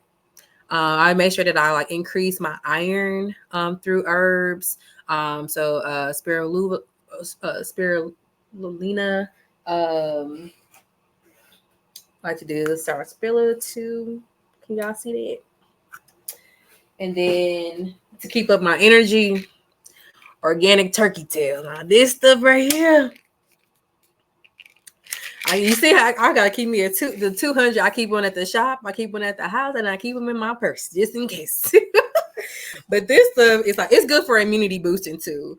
But also reduces stress, and then it helps with your energy. So I'll like put that in there. So like, sometimes we get so drained, especially when we're shedding. So like I like to keep my energy up because my kids do not care that mommy is menstruating. They do not care that I'm tired. They sports don't stop. So I still gotta be on the go. And if it is like I have noticed that like when the seasons change and I start my menstrual, it is a lot more like more back pain. So I might use other stronger plant medicine like a psychedelic or cannabinoid or something like that. Either like the oil, or I'll make like a Kool-Aid out of it or something like that.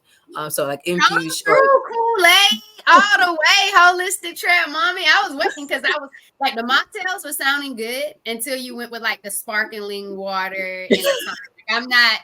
I don't like the burn. So like, I'm not like a soda drinker. So I was like, we were getting it until we got there. I was like, not quite sure. But then when you said the Kool-Aid, I was like, okay, now she's talking the healthy version. The healthy version. That's what I'm talking about. Or like lemonade. I like to use like lemonade too, or like we'll use our juicer, and so like grapefruit juice for sure, orange, lemon. So we'll put it in a juicer, and we may use that as our base sometimes too. Damiana, because sometimes I still want to feel like euphoric. The blue lotus. So like if I want to like feel like the turn up without the hangover part or feeling like crappy, these are still herbs that are doing work within my body, but they still kind of have that euphoric feeling, so I can feel good. And so what kind of work? I can buy it out.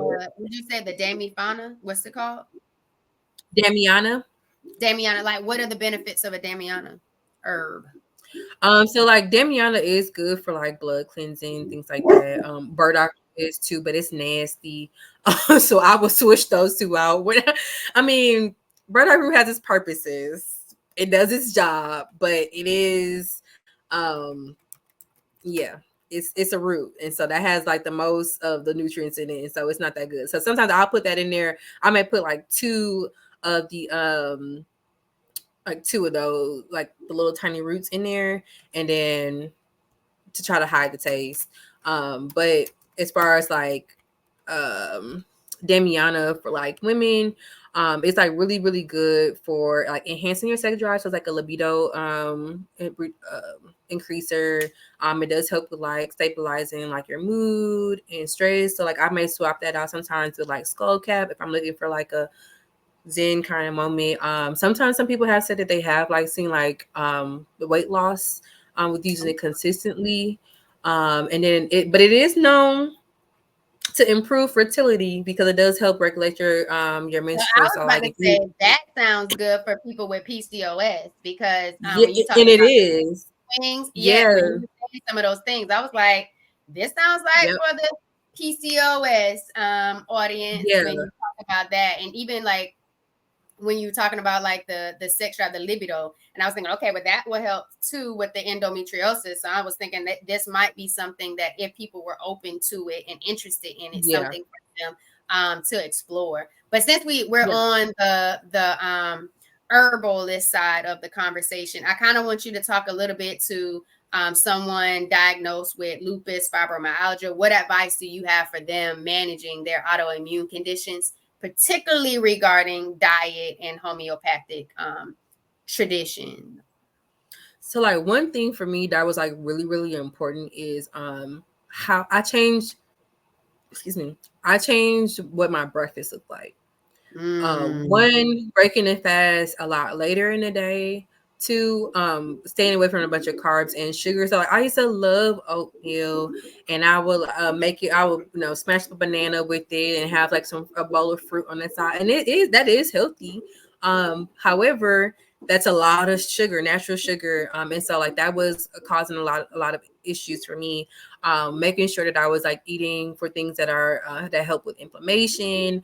So I know I brought up some of those earlier. So like cinnamon, turmeric. Um, Now I'm drawing a blank all of a sudden. Nah, you okay? We was breaking the fast. She was giving us some Yeah. break fast options. That's not bananas because my doctor or my excision specialist who went in and diagnosed the endometriosis and started doing the reconstruction of where all the scar tissue and everything was. Yeah.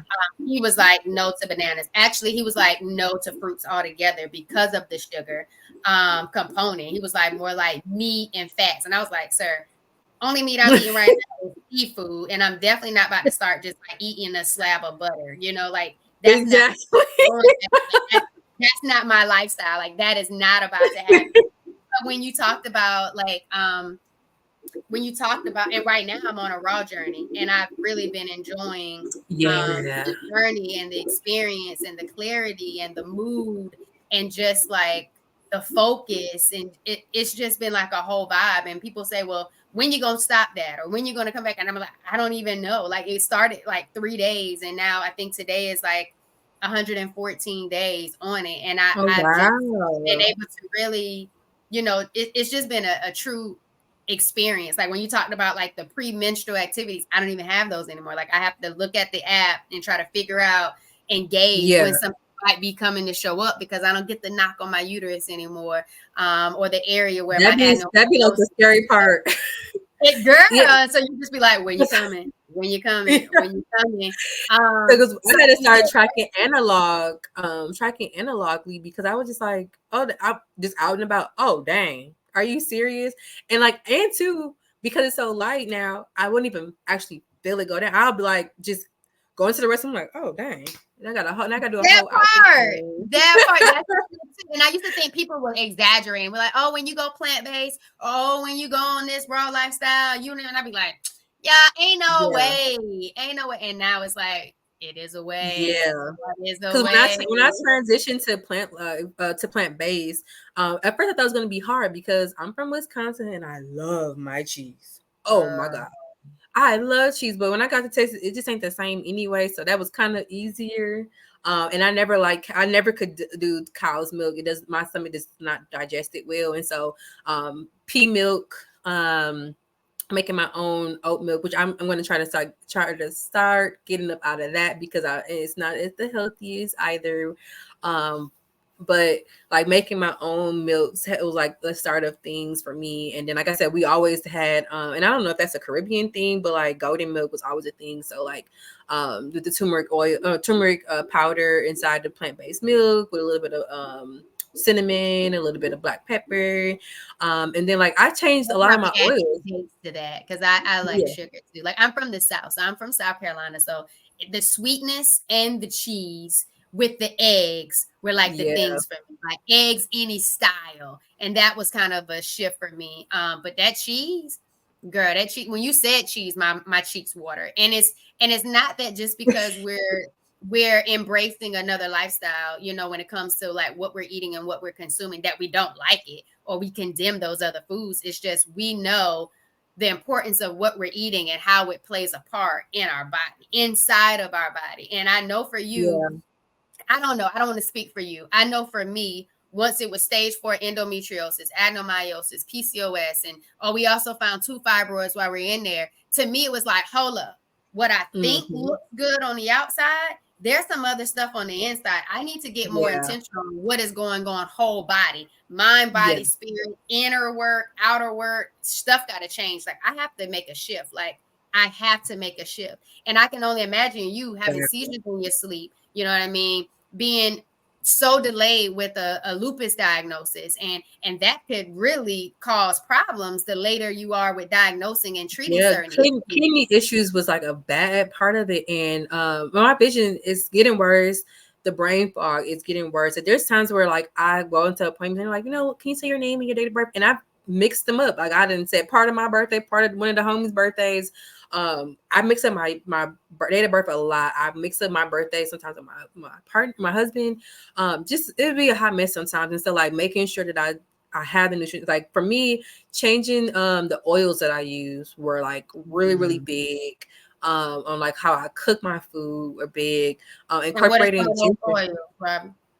Say it Help again. the people out. What are some of those oils that they might want to transition into? Yeah, so I mean, of course, we know coconut oil, but I try to stay away from grapeseed oil as far as cooking, if it can be.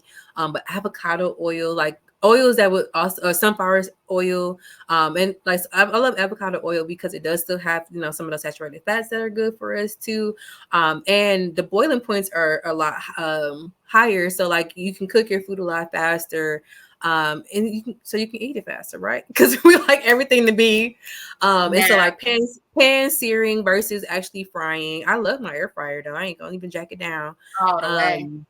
Yeah, and like changing a lot of my salad dressings and making them myself, like with apple cider vinegar, because it is a nutrient absorber enhancer. So like if I'm getting my nutrients, if I don't have any like a good binder or something that can help enhance the my body absorb it, then it's really not doing what I needed to do.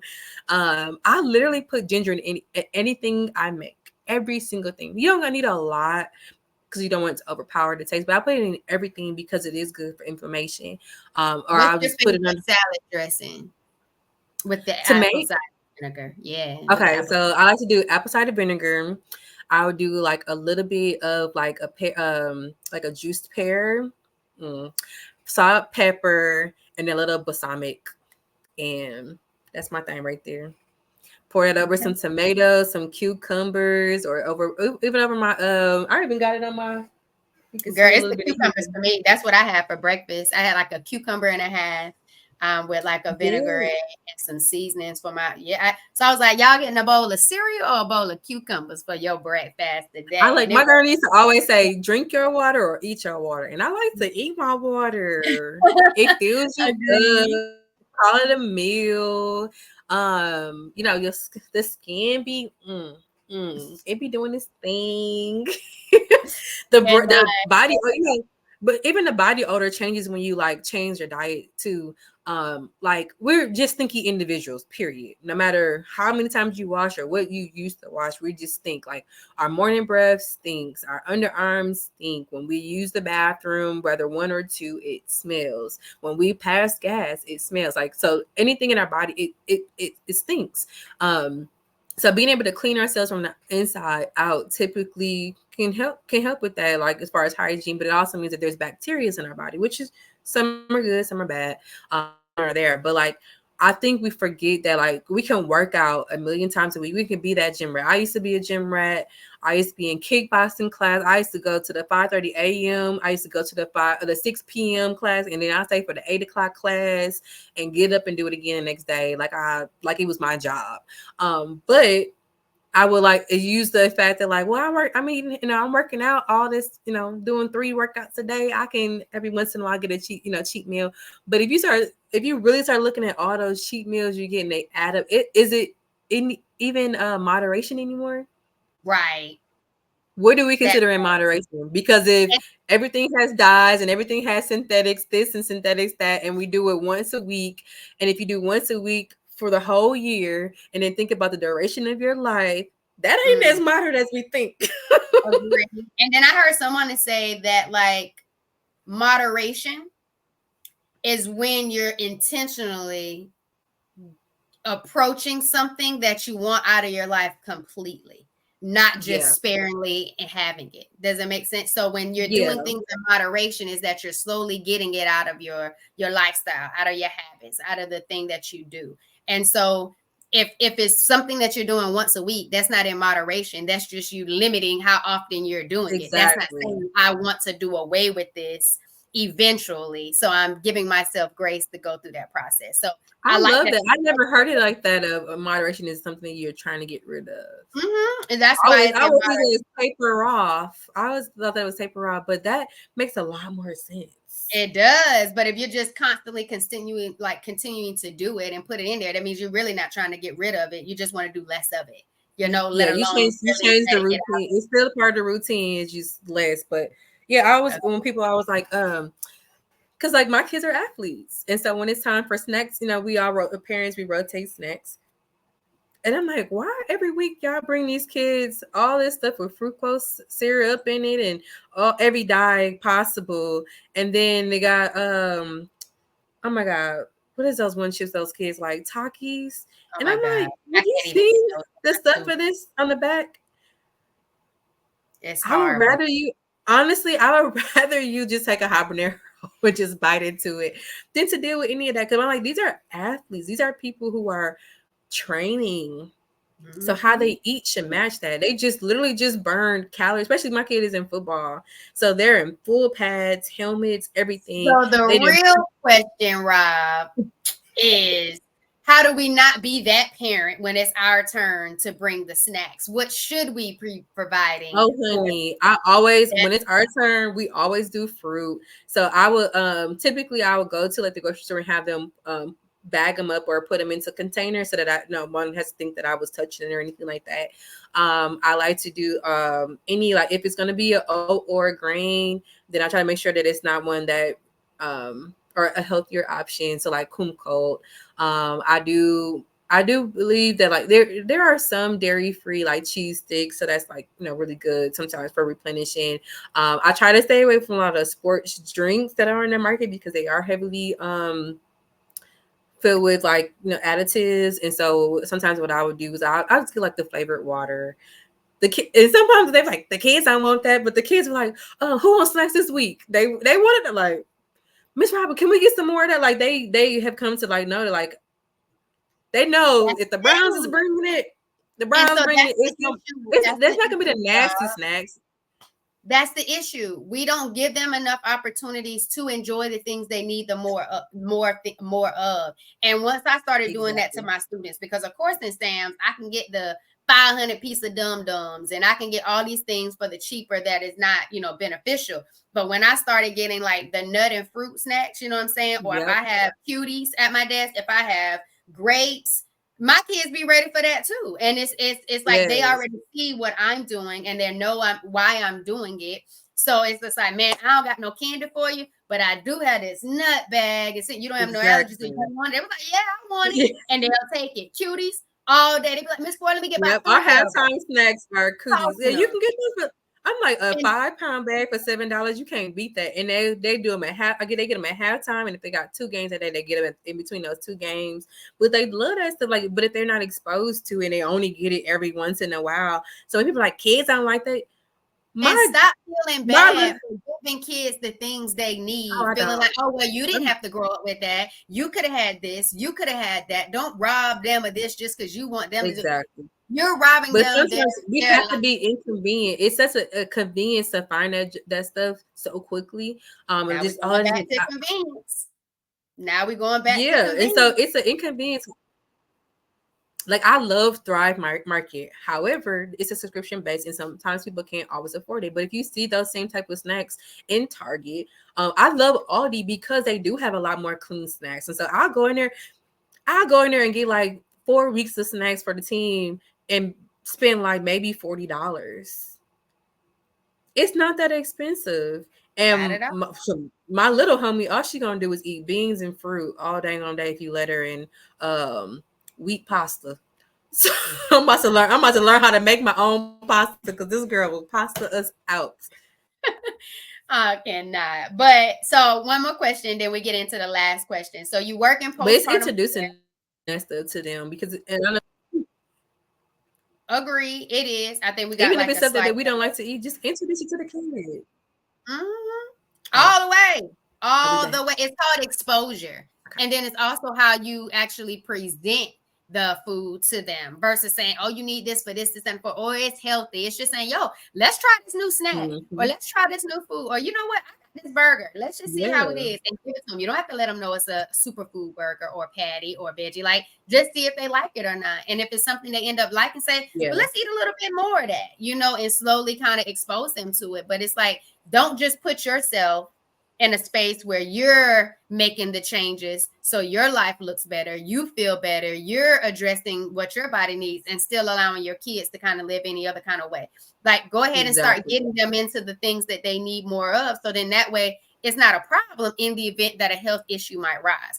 And it's not that a health issue is being prevented by the lifestyle that you live, but at least you are already open and your body's receptive to doing different things, and your mindset and your discipline is there to switch things up if you have to, because your life depends on it, you know. But I was going to ask you about postpartum work. So what traditional practices have you found most beneficial, and how do they complement modern medical approaches when you're talking about your postpartum care practices? Because I know that's one of your specialties as well. Wait, Giovanni, can you ask it one more time? Because it like was lagging on my side, okay? So I didn't hit the beginning of the question. No, you all right. So we know that you specialize in postpartum care. So I was just asking you, what traditional practices have you found to be most beneficial, and how do they complement modern medical approaches? So like the one thing that I like to remind parents, especially if they had a baby, is to have their home closed for at least 40 days. That's one, because 21, what they say, take 21 days to form a habit and then another 21 to keep it. And so now you have completely 40 days where it's just you, your partner, and your baby bonding. That also includes warming food.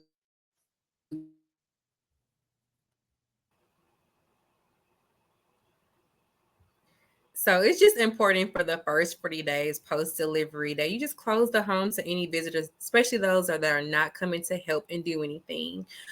So I like to make sure that the families that I work with make sure that they don't have anything cold. So no cold smoothies, raw vegetables and salads. Everything is warming to the body. When we give birth, the placenta detached from your body, and that leaves a wound in the womb. Say that 10 times fast.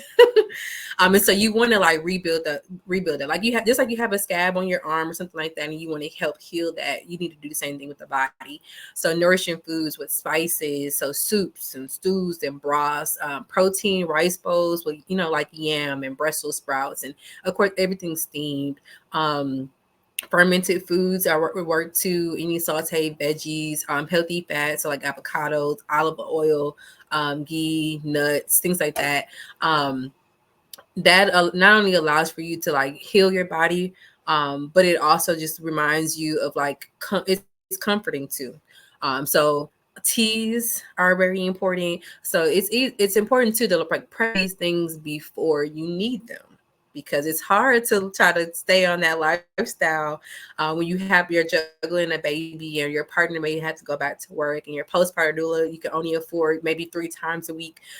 And so you have to do a lot of that heavy burden by yourself. Excuse me. And so for myself, like I typically help my family start prepping around 32 weeks, because anything can happen 35 and after. And so like we'll crock pot it up, crock pot, Nesto. They like, bone broth. It was really, really great for like replenishing your body. Anything, a lot of stuff with like mushrooms. Of course, we're gonna keep the spices like spicy, okay, like inside, so I'm gonna burn up. If you got acid reflux, like it was gonna trigger like that type of spiciness stuff, because it's gonna help allow for yourself to like heal. A lot of like warming baths, so herbal baths. We keep you covered up. So if you wear the onesies, a snuggie, your moo, keep you covered up, keep the heat on. If it's summertime, then we try to like try to keep the AC at the lowest you can tolerate it without it being too cold in the home too, to kind of allow for your body to heal. Just like when we were breaking a fever, when you have a fever, when you're cold, to kind of get those bad bacteria. Same thing with your body. So what postpartum care looks like for me is like make sure that they have those nourishing foods and the herbs they need. After birth care, I know people get into those popsicle pads with the essential oils. I don't know about anybody else, but I don't want nothing cold on my vagina. Nope. Absolutely not. I felt like I needed to buy a new vagina on Amazon after I had my last little homie. And even then, I still did not want anything cold down there. I wanted everything warm. Every day I was doing like a hot shower, and then when I could, when I felt the need to like actually bathe, and I would like just sit in the herbs, and then drain everything out, and then shower my body. I just can't imagine having anything cold down there. Coldness can help. Maybe with inflammation, but also so can warming as well.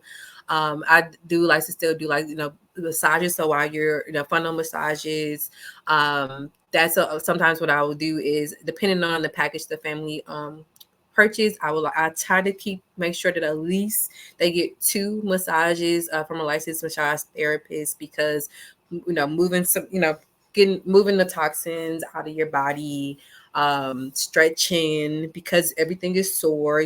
We talked about earlier about how when we get pain, we start to tighten up. So same thing after you just had a baby, because sometimes now you done dropped a lot of weight real fast, and so like things may be hanging still until you can tone them back up. So for me, postpartum is so important, because that's where we lose a lot of moms. And because again, we talked about this earlier, sometimes we look at some of the symptoms that we go through and we just brush it off. And sometimes they don't categorize those as a postpartum, a fatality towards postpartum. But anybody that gave birth within 24 months and they have some type of ailment, I guarantee you it's related possibly to some type of postpartum ailment that was either not heard, that was ignored, or did not present itself loudly enough for the person to pay attention to. And so that's my time to like make sure that they're healing their body, that they're listening to their body, that there's no distractions. I know sometimes we just want to get outside, but grounding activities in near your home is still work. We still talking about Pilates and yoga, gentle manipulations, and that can help. Especially if you're nursing, a lot of the warming foods will kind of help you with the production of your milk.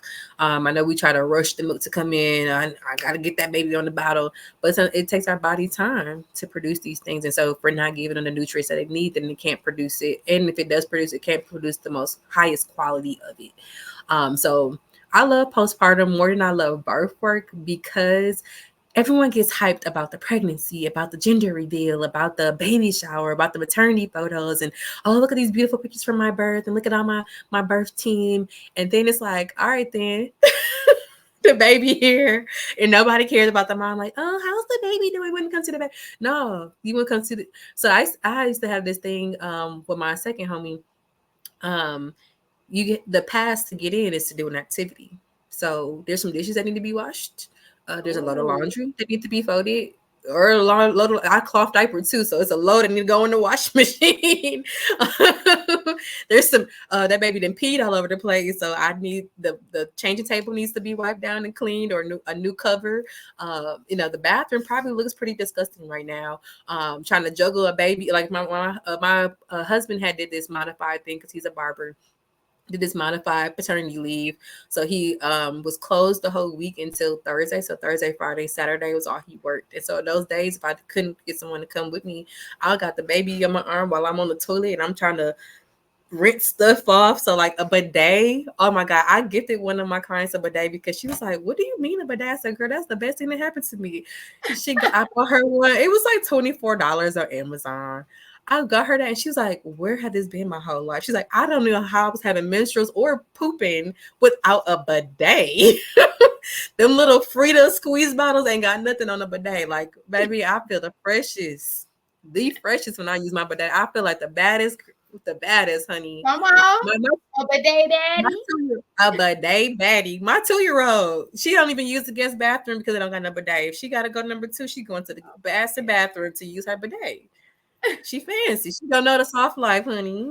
Speaking of your 2-year-old, so let's say girl dads, and I don't know how involved your husband is when we're having the health talk. So let's talk girl dads, male role models, father figures, and then we can branch it out even more and say spouses and partners to females who are experiencing menstrual health issues, painful periods, or symptoms that relate to PCOS, endometriosis, whether been officially diagnosed or not. What are some tips, some support, some ways that they can show up in this space that would be effective? Dang, I wish he was here so he could do his little spiel because he got it down packed now. So like my husband, like, now I don't know, just because we met in college, and so that's, you know, I graduated high school in 2007, so that lets you know how long we've been together. But like even when I used to have really, really, really bad menstruals, like he would be like, I don't know what to do, but I brought you some food. Because he, you know, the warming food, same thing I do with postpartum, I do when I'm on my cycle. So like broths, he's like, my mom made some broth, and so I brought some back home from home when he come back to school. Soups, and he like, or like I love pasta, so he'll make like, you know, like a chili bean soup or something like that. The first time he did a lasagna picnic in the house, I was like, yeah, this the one. Like he didn't pay. He like, do you need anything? Like make sure I got breakfast in bed. He like to rub my, you know, we used to do on my sacrum on my back. Make sure I have water, lemon water specifically. You know, run a shower for me, clean the bathroom so I can have, you know, whatever time I needed in that bathroom. And then I switched over to cloth pads. He made sure that when he cleaned the diapers and he washed them, he'll fold them up and put them in the area. He got a little basket for him. And I didn't even think, I was like, dang, I'm just throwing them wherever. And as long as they're in the bathroom adjacent, I'm cool. Got a little the gold basket and put them in there. And yeah, he just made sure to like he was like, oh, got the little splash pail thing. He's like, oh, you could clean your cloth pads on here too, bro. And I'm like, oh, that's smart. Because I had them I had a bucket with apple cider vinegar and the top on it, and that's how I would soak them. And so I was like, oh, damn, the bidet is multi-purpose. So like that's what he do. He make sure I have what I need, like whatever my routine, whatever your partner routine looks like when they're on their menstrual, like be a part of that. That's how you can help. It's one thing to just joke about, like, oh, you must be on your period, but have you recognized that? Do something that is helpful, you know? And so like I love that, like he can kind of he kind of tracks and he kind of knows, like, oh, you should begin your cycle this week, right? I'm like, yeah. He's like, okay, let me go to the grocery store and get your stuff for you. And I'm like, thank you. So like I really like, for whatever reason, I just love me some curried chickpeas with some onions and okra over some quinoa. Fire. And so he kind of like, he didn't know how to make chickpeas at first. He's like, these are weird. Do I saute them? Do I boil them? Do I add water? Like he just didn't know what to do. So the fact that he like started learning of like what my routine is, and like just off the bat just start doing things to that, making sure that we always got, you know, some Epsom salt or some magnesium flakes, so that, you know, spray my feet, you know. He spray my feet. I get in that bed, that heating pad is already underneath the sheets, and I'll just be knocked out. I don't even be having pain no more with them, but just like that comfort of, like, you know, that weightiness on me too. It's like I'm tired, and especially if I'm still ripping and running with these kids while shedding, like to get pampered and be in the bed by 9 o'clock. Like I love that. He didn't cook. He didn't rub my back for me. Didn't put that lavender oil or that rose oil on my back. had that heating pad ready for me in that bed. Like, who preheats the bed for you? Like, if they ain't doing that, they ain't the one. They ain't the one. So, first of all, the Holistic Trap Mami just told y'all how to level up. Tell your partner to level up during that special time of the month, to knowing what your routine is. But you got to be open enough to share with them what that routine looks like, and be open to accepting the support and the help that they're able to bring. And it's not going to always be perfect, and they might not make that tea exactly like how you like it. But take the effort and that's what I was about to say. And watch where you accept it. You know what I mean? And be mindful of that, as well as your delivery, to say, "But can you just go do this?" Like, just be mindful at the fact that they're showing up and they're attempting to be supportive. So, like, from massages to magnesium spray on the feet to the heating pad, preheat in the bed, to making sure you have the type of pads that you even want and desire, having the warming foods for you, your lemon water. Like, that was beautiful on a stance of being a partner or a spouse. But you could take that same approach to helping create your younger female, that daughter, that niece, that goddaughter or granddaughter, like whoever that younger child is that who experienced this painful periods, asking them, what would you like? And it shouldn't always be you want some chocolate or you want this, you want that. Like, be mindful. And sometimes they're not going to know, and sometimes they're like, "Hey, what do you need from me?" And they be like, "I don't know." Help them create that stuff. Exactly.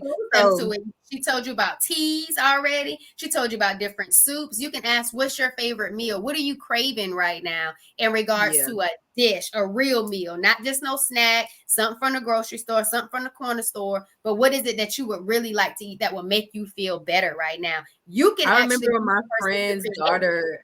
Yep, exactly. My friend's daughter had her first menstrual, and we kind of figured like maybe it would be coming soon, and she was telling all her friends were getting theirs, and so we were like, "Oh, we should have like." So this is what we had a real period party, and so we got all the products and like different sizes of stuff in case because everybody like different things, and sometimes you don't know what you don't know.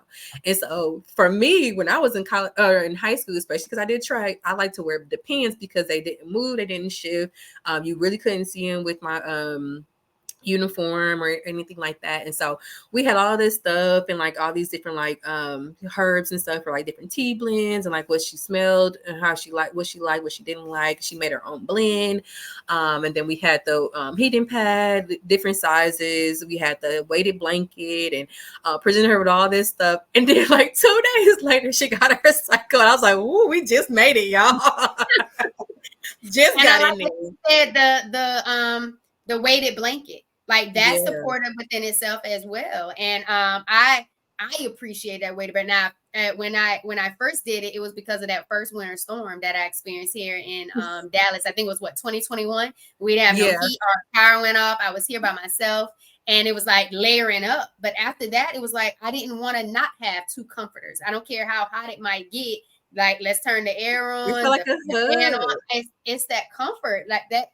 It hits on a whole different level. I sleep better with that weighted blanket. And just because we're here right now, you could find a weighted blanket on my Shopify store. So check out those products. We got hot water bottles. Again, you create the routine for your young adult or your menstruating teen or your spouse. Hot water bottles, a uterine massage belt. We talked about massages as well that provides heat. So there's different products on there that you can get into. And she also talked about earlier yoga, when we're talking about movement, yoga and Pilates, because during your practice of yoga and Pilates, you're able to find where those pain points are in your body. So you're a little bit more aware of what it is that you're doing and how to move that energy throughout your body. So check into that as well. So last question. Okay. If you could have a meal with any historical figure, who would that person be and what would y'all eat? George Washington Carver. And I want some fried zucchini flowers. Boom. That was so easy. Are you serious? That's it? So George Washington Carver and fried zucchini flowers. Yep. Why George Washington Carver? And tell me about these delicious zucchini flowers. So When I was I talked about this. I just recently, was that back in May? Oh, I guess it's still technically recently. I had hosted Trap Herbalism, a Black Ass Tea Party at the Ophia Center's the Texas Black Women Reproductive Justice Summit. And I had never told anybody why I did it this way, but that's my first time. So like now it just sounds so funny coming out loud. But I was doing a science fair project, and they was like, you can do any historical figure you want. Or no, it wasn't science. It was about an inventor. And so I talked about George Washington Carver, and they're like, "Oh, you can talk about the peanut." And I'm like, "Girl, don't nobody care about that peanut." This is one of the first like documented botanical chemists that we know. So that talked about how to use plants for healing and nutrition. That's documented. So like that's what I want to talk about. I don't care nothing about nobody's peanut. At the time I had an allergy to peanuts. I kind of outgrew that now. But I was like, girl, nobody care about nobody's peanut. So like my board was so blackity black, black, black. I'm talking about all the Haitian recipes I could think of, all the different type of ways you can ingest and take plant medicine, even talk about some of the taboos and myths about plant medicine, especially in the Black and brown community and how they try to criminalize it. Like it was lit. I was in 6th grade and I was popping my stuff, and it turned into this whole thing. And I was like, you know what? We might find a grant, and you can do because I was in creative writing too. And they're like, if you can write a storyline around this, like if you were to go and sit hand in hand in a garden with George Washington Carver, what would you say to him? And so like it reminds me now. I don't know if you've ever watched what's it called? Something in the Secret Museum. Dang, my kids watch this show all the time. Hold on, now I gotta look it up. So I think it's on PBS. But it's these kids, Xavier Riddle in the Secret Museum. There we go. I was like, you're about to embarrass me. And so they talk about like they'll have like an issue that they're going through when they're trying to figure out the answer to it and what should they do. And they the little time traveling thing will take them back in the history of a figure and how they overcame something. And so they've done Harriet Tubman, they've done MLK, they've done all Sojourner Truth, they've done some great figures, Rosa Parks, things like that. And so like it remind that like that assignment now, here we are 10 years later, kind of reminds me of that. Like somebody took that idea and made it into a show. And so that's why I would choose him, is because I would really want to understand like what made you start using botanical or experiencing with it. And so we think about like, if we think about what slavery looked like, what segregation looked like, what access to things that we had, like was it just because like, hey, you know, we harvested for our owners, and we whatever we could get, you know, if we can pluck a flower here and there and then decide if it's edible, or what made you muddle this herb or whatever and use it for medicine. Like I just wanted to ask those questions. And so but I do love zucchini blooms. They have like this, they don't necessarily taste exactly like a zucchini, but it's like a savory, something that you wouldn't expect from a flower, but it's like savory. I don't know if you've ever taken a flower and just like licked it or bit it. Never? Okay. Well, I think, you know what, I won't say that, because I do feel like in certain foods, people put like certain flowers in food, like when you're eating Sometimes, it. Yeah. And I think I had that before on a raw dish from Recipe Oak Cliff. So I do remember seeing like a flower or a petal or something in the food. And so I did eat that. But I don't recall what that experience like, what that taste was, but I did eat it. I was just like, oh, this is beautiful. Stab, eat. So I had this thing when I was a kid because my grandfather had land in Sycamore, Illinois.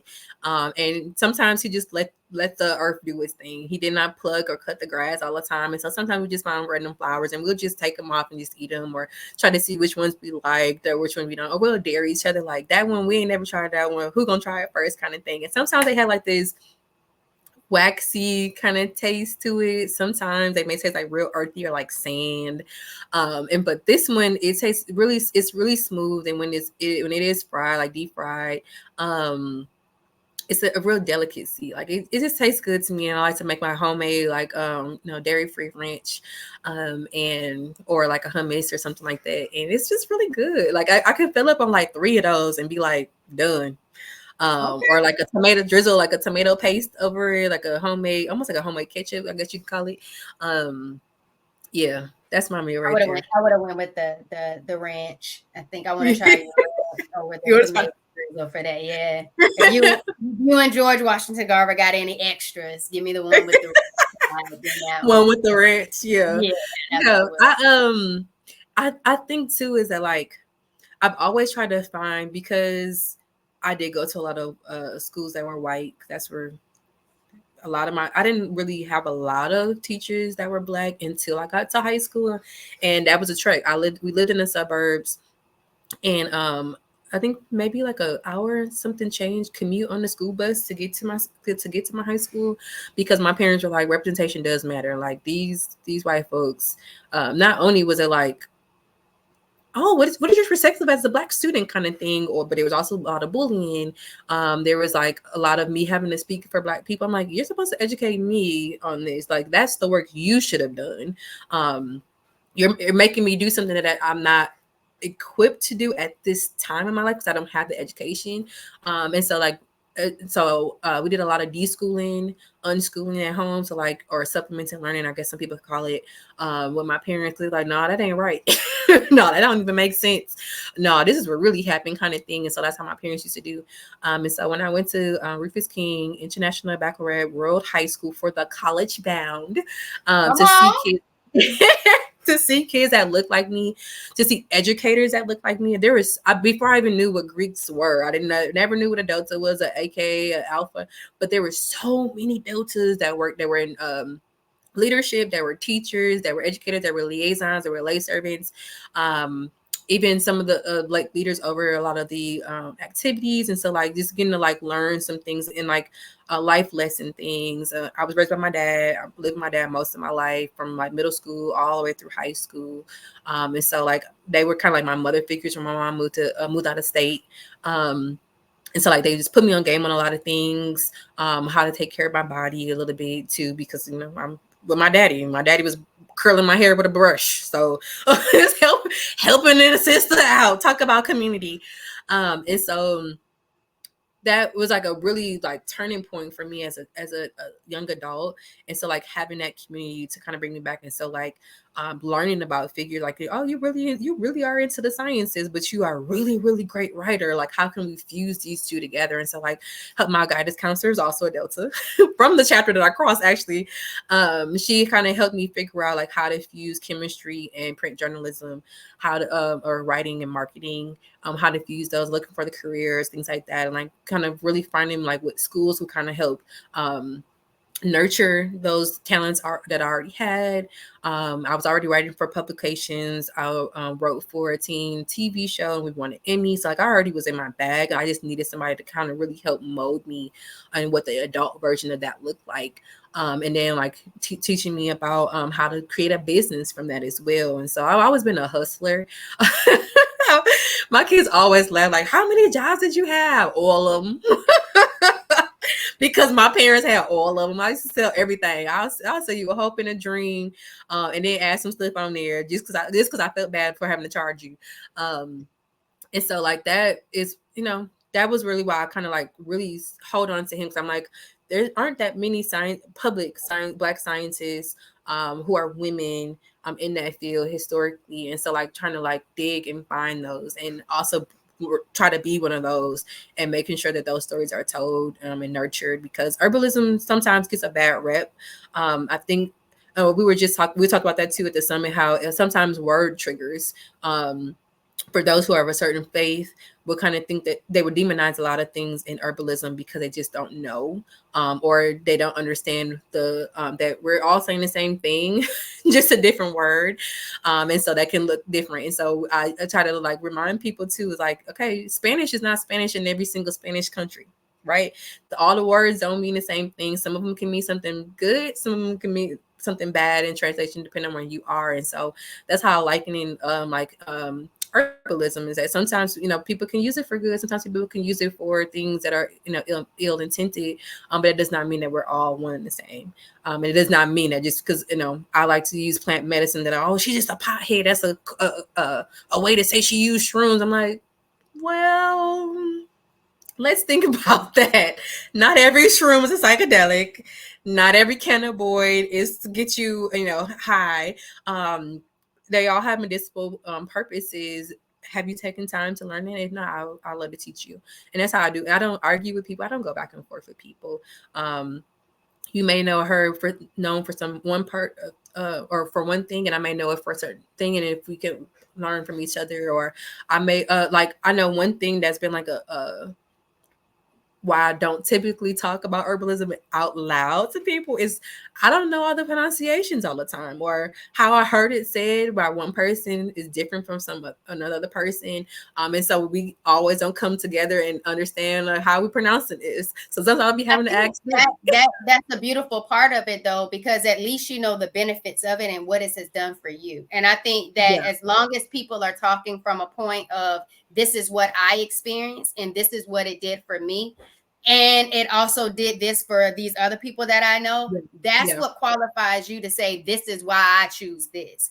And the whole reason why, we even have these conversations on the Empowered Plates, Empowered Lives podcast is so people can get an insight on what other people are considering doing. No one's telling you to do these things, explore these herbs, explore this food. It's going to do this for you, because our bodies are complex. So are our belief systems. So are our mindsets. And so if you're already not believing or feeling a certain type of way about how you approach functional nutrition or herbs for healing, or the types of movement, we just talked about the different types of movement from yoga and Pilates. If you don't think yoga and Pilates is going to be beneficial for you, then it's not. And so the whole realm is for you to be able to see how other people are living an empowered life, what their before life looks like, and how did they evolve till today. What did they learn? What were their lessons? What were the grows? What were the glows? But importantly, it's just for you to get more insight so you can do the research and you can sit with the information and explore what could this look like for you to enhance your healing journey, or how can you now be empowered just from this conversation? Or if something in this conversation resonated to you, share it with somebody else that you believe this will be beneficial to. So it's not just for you.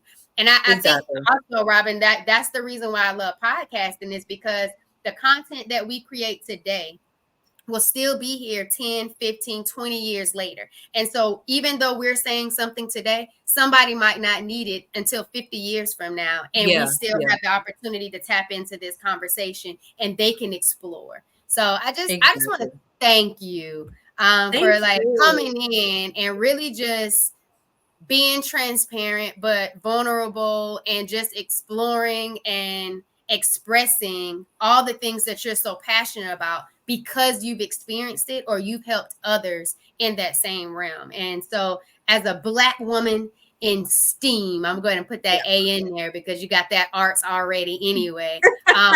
You're very much so needed. And I think just keep coming and approaching conversations from the confidence of that you're qualified just based on your own experience. And you're going to continue to go big places. And I hope that we could have another vibe session, if not here in a live form where we have a panel or we just kind of get together, whether it's a period party or, some other type of vibe where we're just turning up on some mocktails and just continuing to level up our mindset, our thought processes, but most importantly, our healing and finding ways for that. So let everybody know where they can find you and tap in with you. I am at the Holistic Trap Mami on all socials, Facebook, Instagram, TikTok. Come rock with me. We do a lot of hood stuff because I want people to know that you can do it too. I'm never going to use scientific names unless necessary, or unless it's in a learning setting, just so that people can understand that this lifestyle is also obtainable for them as well. I like to do a lot of container gardening and usually let my 2-year-old and my 11-year-old do most of it so that you can see just how easy it is. So come rock with me at the Holistic Trap Mami. I'm not going nowhere. We're going to still be hood and we're going to still be holistic, baby. I love it. I love it because you're making it relatable. You're not just doing it for the culture. You're changing the culture and you're doing it in an educational. But this has always been our culture. This has always been our culture. we've always had the sauce. We've always had these ideas. We've always had this learning. We've always taught each other. Bible times all the way to now, somebody has always known exactly what to take, what we needed to have governance over our body, wink, wink, as well as heal our body nutritionally. We've always had the sauce. Everything that we've ever given to this land has always been taken without credit. So, I mean, I ain't changing nothing in the culture. I'm just making sure that we were reminded it's in our bloodline. It is divinely ours as well. Everything in this land was here before we got here. It knew every element that we were going to experience, and it already had something for it, which is why there's so many wildflowers that grow right in our backyard. So stop cutting y'all grass without pulling up that stuff and using it. But it's stuff already in our backyard that we can use to help ourselves and heal ourselves. We don't always have. I like to go to the doctor to get the diagnosis, to check the numbers because they got the equipment. But I'm gonna go home and I'm gonna do my own work. Thank you, Doc. That's all I needed. See you next time. And that's what I do. My answers. That's what you need. You need to get more information. And honestly, I wouldn't even stop there. I wouldn't even stop just at that, doctor. I would probably take it then to the next step to some naturopathic or integrative specialist that's going to look at a larger scale with more panels to get to a root cause. So then you can really be educated and informed on what's happening inside of your body and take the approach that you would like to take. Y'all, in the description of this video is also a link if you're looking for a healthy habits and lifestyle coach, someone who is willing to take you through the M to the third degree healing empowerment formula, mindset, mindful eating, and movement over a duration. Like, it is really time to just really self-explore and figure out what works for you in those three categories to start really changing your habits one step at a time. And be patient with you, but most importantly, cheer you on the entire time. Hit that link, go ahead and complete that form, that application, so I can see what type of help you actually need and how I can show up for you, because it's your healing, it is your journey, and I'm just here to make sure you go after all the things that you deserve and live the life that you should be living.